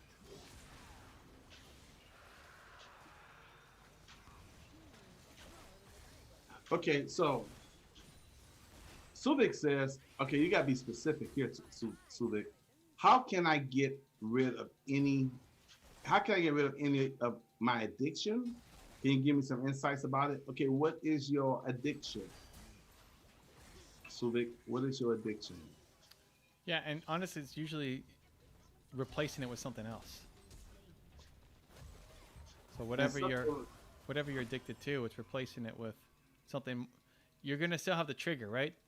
It's like trigger, response, trigger, response, trigger, response. So what's the trigger? And then you can't just hope that it's gonna go away. You have to replace it with a different response. So what's the new response? So, example for me, this is actually something I did. When I was doing the 90-day challenge, I'm still on the 90-day challenge. 100-day challenge now, yeah. Even though it's whatever, I don't know how many days we're into it now, 100 something. But one thing for me is whenever I am thinking or trying to problem solve, I like to snack. I would snack, right? So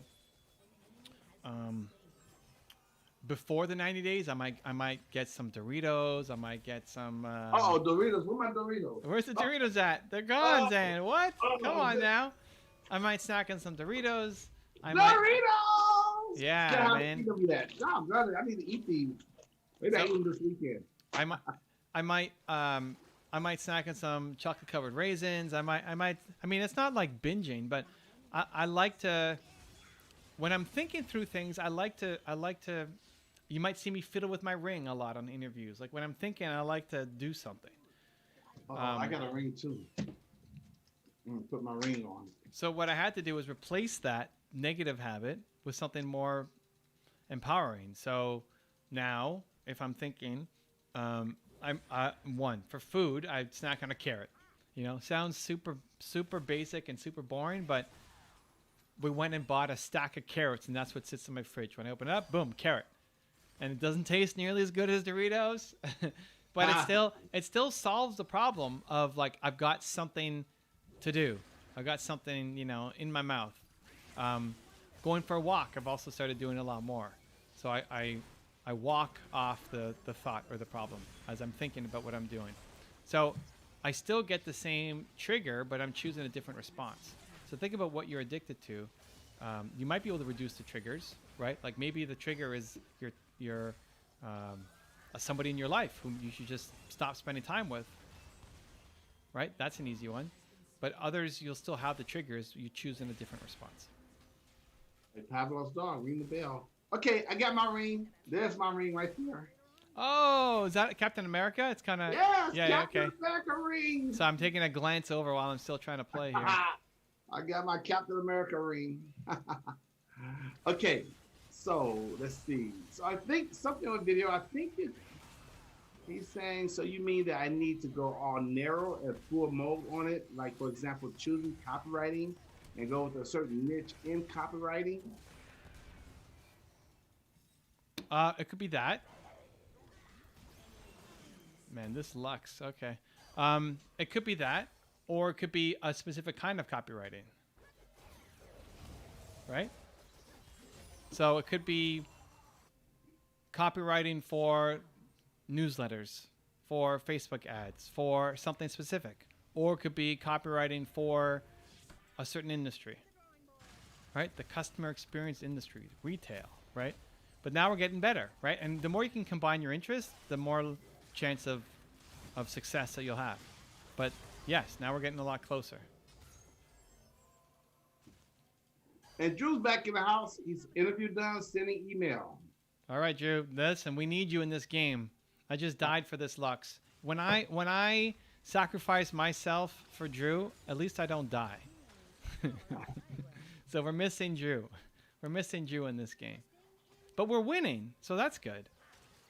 If we win this game, we'll be 2 wins and 1 loss. So overall, positive. But we'll see. We still got a lot of game left to play here. I love this song. I know where they got it from too. I love this song. All right. I don't know what we're talking This about. is a Big Sean song.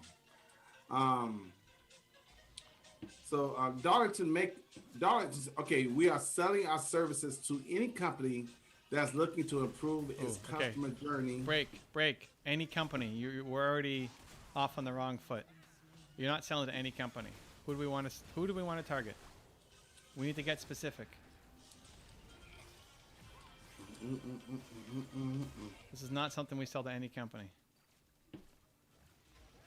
Who? This is going to be important. Like if you were in charge of operations asking this question, that's one thing. But if you're in charge of sales, then we really need to focus this in.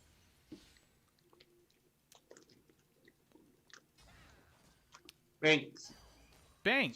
Okay, Bank. great. Well, that's great. Like a bank customer experience is going to be vastly different than a lot of other companies. Okay, so banks. Do you have banking clients already?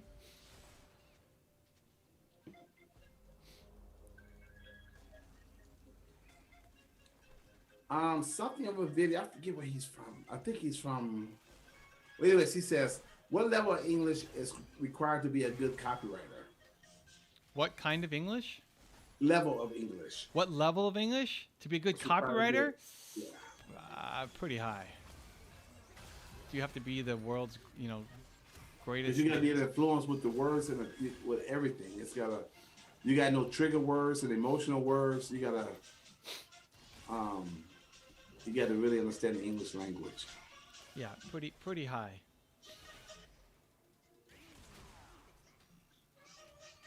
Like, listen, I'll give you an example. Two people messaged me last week about. I mean, I get messaged all the time with people like, "Hey, I'll write a free newsletter for you. Just try me out," right? But there were two people in particular who, one of them I gave a shot to, and this is to give a shot to do free work, right?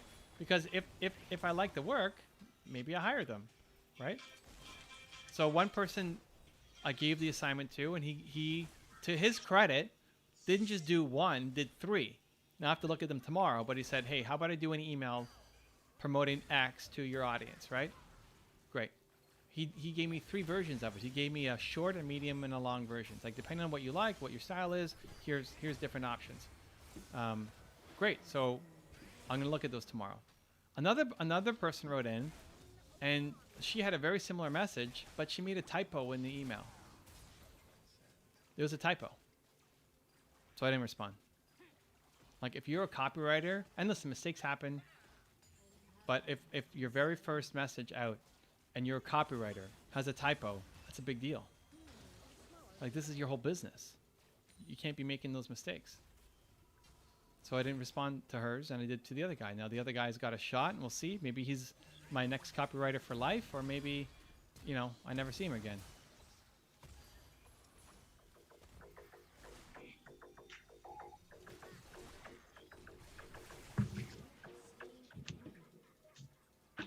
Darlington says that they have a meeting at the bank tomorrow. LOL. So it's your first client then. So then you got to get as close to them as possible, right? Like, I like that you're targeting bigger companies. Bigger companies are slower to say yes to. For them to get a yes from, they move slower, but they value things. Like, if you're targeting a startup entrepreneur, they just don't have the budget to pay you, even if you love the idea of helping entrepreneurs. Customer experience is not the thing that entrepreneurs think is really important, that they're going to hire somebody, that they have no money. Banks might. So now you have to really understand what goes on into a bank life cycle. Like, how does the bank customer experience look like? To really know it, and then to give great advice. And you may only need that one client to blow up your company, right? Like, the right bank could be your entire business. That's more than a full-time job for you, your partner, and to hire a team. Your job is to wow the client at this meeting, get a small gig from them to prove yourself, and then ultimately roll it out across the whole country.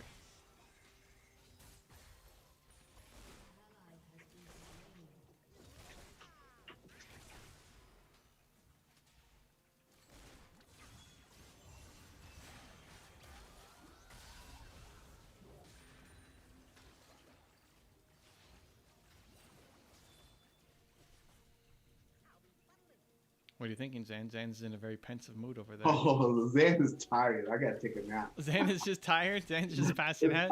I've been up since 5 this morning, and I'm tired. I was supposed to have taken a nap before I got on the stream, but I just gotta take a nap when I get done.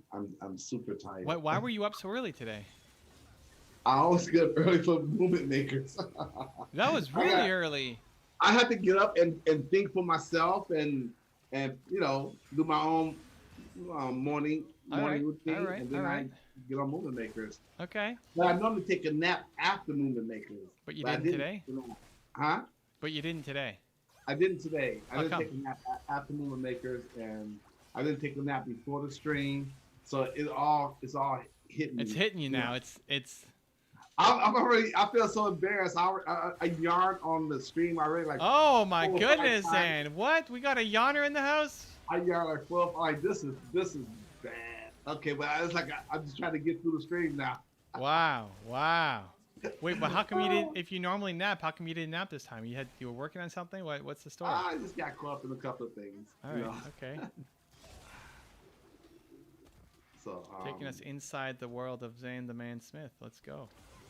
Yeah, no, I just So email to thumbnail designer sent yawn. So Drew's yawning too. Okay, Drew. Drew's yawning too, or is he just is he making fun of you? He's teasing me. That's all. He's teasing you. All right.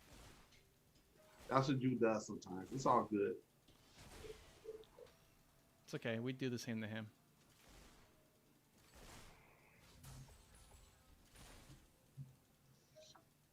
Yeah, but I'll be okay. I mean, after this will be over. What's your day looking like tomorrow, Zane? Tomorrow is what, Friday? Friday, I will be working on a project that I cannot tell you about. Okay, we're not going down. We're not going down that road. You don't like, yeah, you don't But you like. got to do the projects homework I gave you. No, that's reserved. That's reserved for. That's reserved. I'm reserving that for Park Saturday and then Park Sunday. And I'm gonna know my answer. I'm gonna know my answer. I need the weekend just to let it marinate because right now I'm not in a place where I'm relaxed. Yeah, that's good. That's all good. I need Sundays is my big days for relaxation, and I can actually cut off my phone. I don't like to respond to anybody on Sunday, and then I could just get into my place and then see what happens next week. I just hope that it works out good for me, but we'll see. All right. I'm liking it. See what happens. Drew Hitchcock says, I was teasing always with the teasing, the never-ending rabbit hole. I know. Wait, what happened? So what happened with this thumbnail? I didn't understand the thumbnail comment. Okay, he said email to thumbnail designer sent. So I guess one of the interviews he had was for a thumbnail designer, and then so I guess the second interview went good. So he sent him an email. So Drew's hiring a thumbnail designer? Is that correct, Drew? You're hiring a thumbnail designer? Look at Drew. Then the yawning part, he said yawn, that he was teasing me from yawning. He says always with the teasing. And I think you might have said always with the teasing, so he's repeating what you said. All right. And then he said the never-ending rabbit hole. So he says, I am interview thumbnail use, yes. What? Oh, I am interview thumbnail designs. I think he means, well, let me not read his words. This is what he wrote. I am interview? Drew. Yeah, this is what he wrote.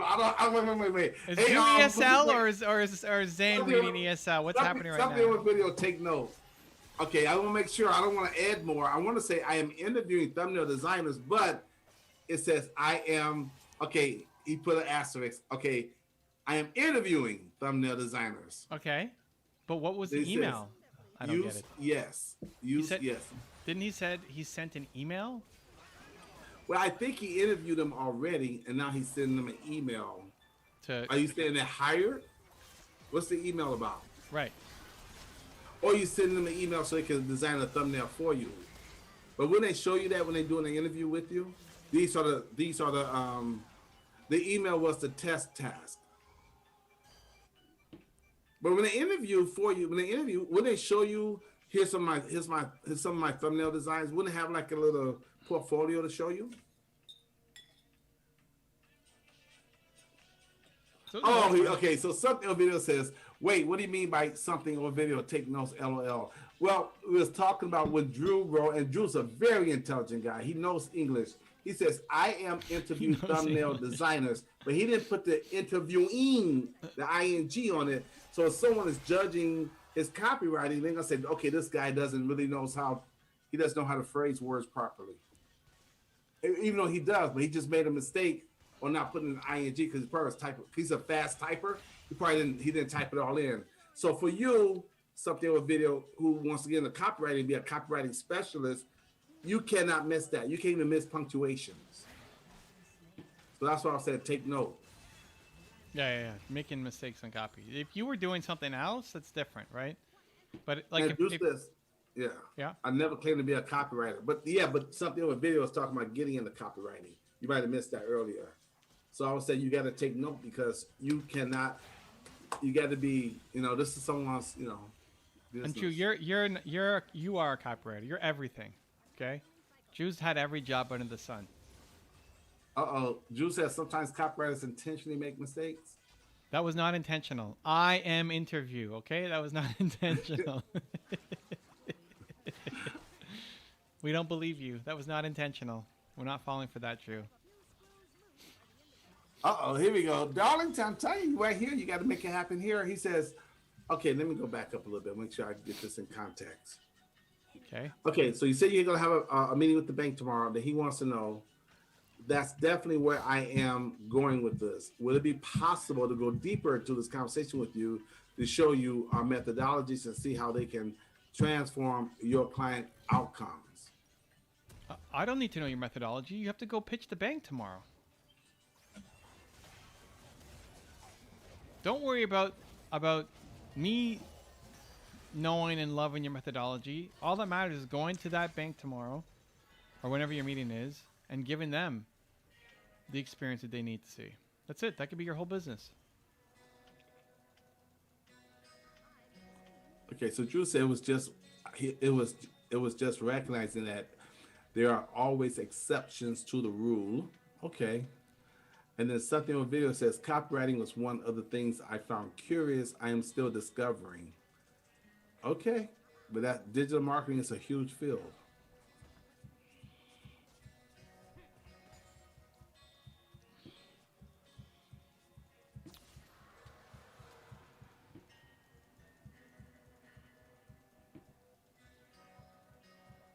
Okay.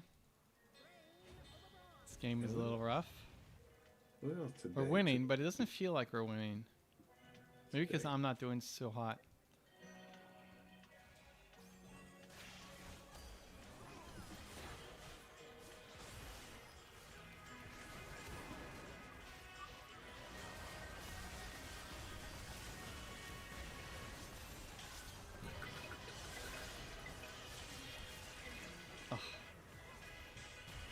Woo! Oh, where's our team? That was a... Alright. Oh, they're coming back.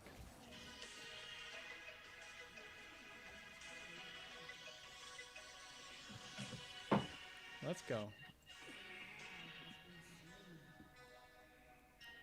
One of my goals is to at some point have Zan pass out on the stream. That's not gonna happen. That would never happen. Come on. Come This on, is- that'd be great. This is the worst Zan is ever gonna be. This is because again it was movement maker, so I'm up super early for that. So this is it. If it ever was gonna happen, this is when it would happen. It's not gonna happen. Come on. Drew said that would be hilarious. Drew, I've got a listen. Even though I'm almost depleted, I still have a second reserve. I can go for 2 more hours if I had to. If I really had to, I can go for 2 more hours. Which don't have to worry about that because Evan's got to be done in the next 5 or 10 minutes. And Nina's not gonna take he's got to get back. Nina's not going to take no for listeners. Listen. When Nina started joining in the Zan show your sheet, that's when it got over. serious. It's like, oh man, all right, It was Zan. done. It was you done. deal with this now. I'm not saying no to Nina. I I'm said, not dealing with that. I'm gonna see if I can get her to ask you that. Okay.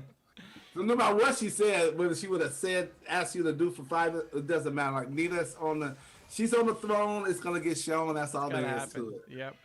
I could actually say no to you and no to Drew, and be uncomfortable about it. But when Nina says, I couldn't say no to Nina.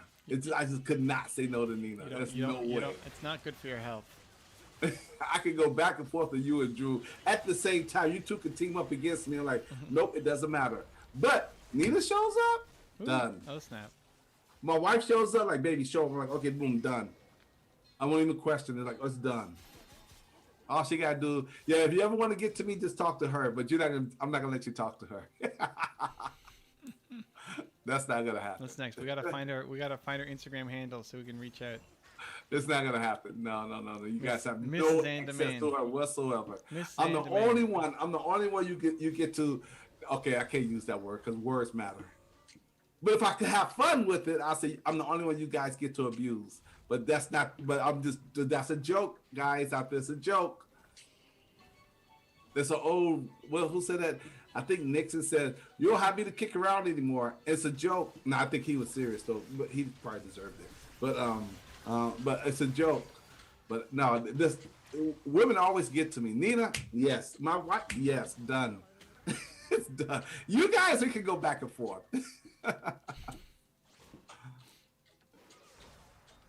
Okay, let me see. Okay, Drew got jokes. Haha, that would be hilarious. Hashtag no excuses. It's okay. You can blame me for your tiredness. No, Drew, it's no one's fault. He says, sounds like Nina needs to join you on Monday. Ha. All of you took it as not a joke. Oh, no, Drew, no. No. It's always going to be tough enough dealing with Evan. That's already going to be, it's not gonna be tough at all. It's gonna be fun. Yeah, you got. Yeah. I already know it's gonna be a rough go. No, it won't actually. I don't think it will be at all.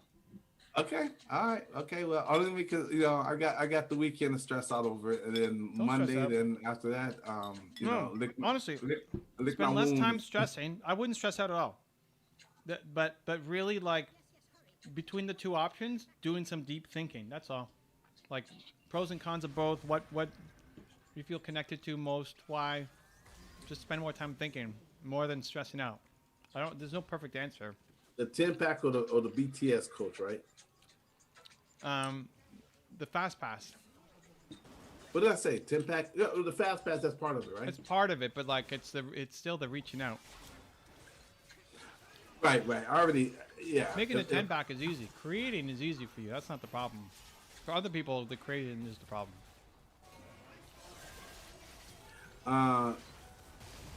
Well, I'm definitely gonna go through that again over this weekend, so I can be very, very clear about it.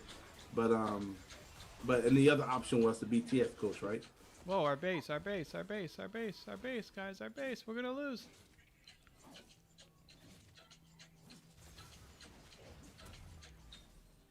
Correct. The other option was the BTS coach. Yeah, or both. You know. Or both, yeah. But I think they both complement one another, but one definitely is one is more focused than the other. And I already know what it is right now, but I just want to still get a weekend to Yeah, just spend all the extra time thinking about Yeah. that, not stressing out over I mean, like. if I had to choose, I already There's no. know. I don't think it's gonna be harsh. I'm not mentally preparing for a battle or anything. Like I don't think it's gonna be a hard session at all. Yeah, but but I think out of fairness, I still should say, listen, Evan, this is my, because you say, hey, Zay, you don't ask, you don't step up. Okay, cool. I'm saying, okay, I'm going to show you this, and then that's going to be the challenge. That's going to be the issue. I'm like, okay. And there's some things I feel like we'll see. I just know Dude, it'll be fine. It'll be fine. It won't be harsh. All right, so we won.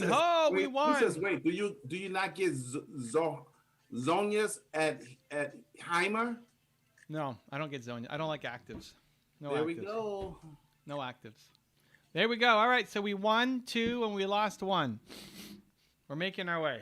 2-1. That's not bad. That's pretty good. All right, well, guys, thank you for the love. We are back on.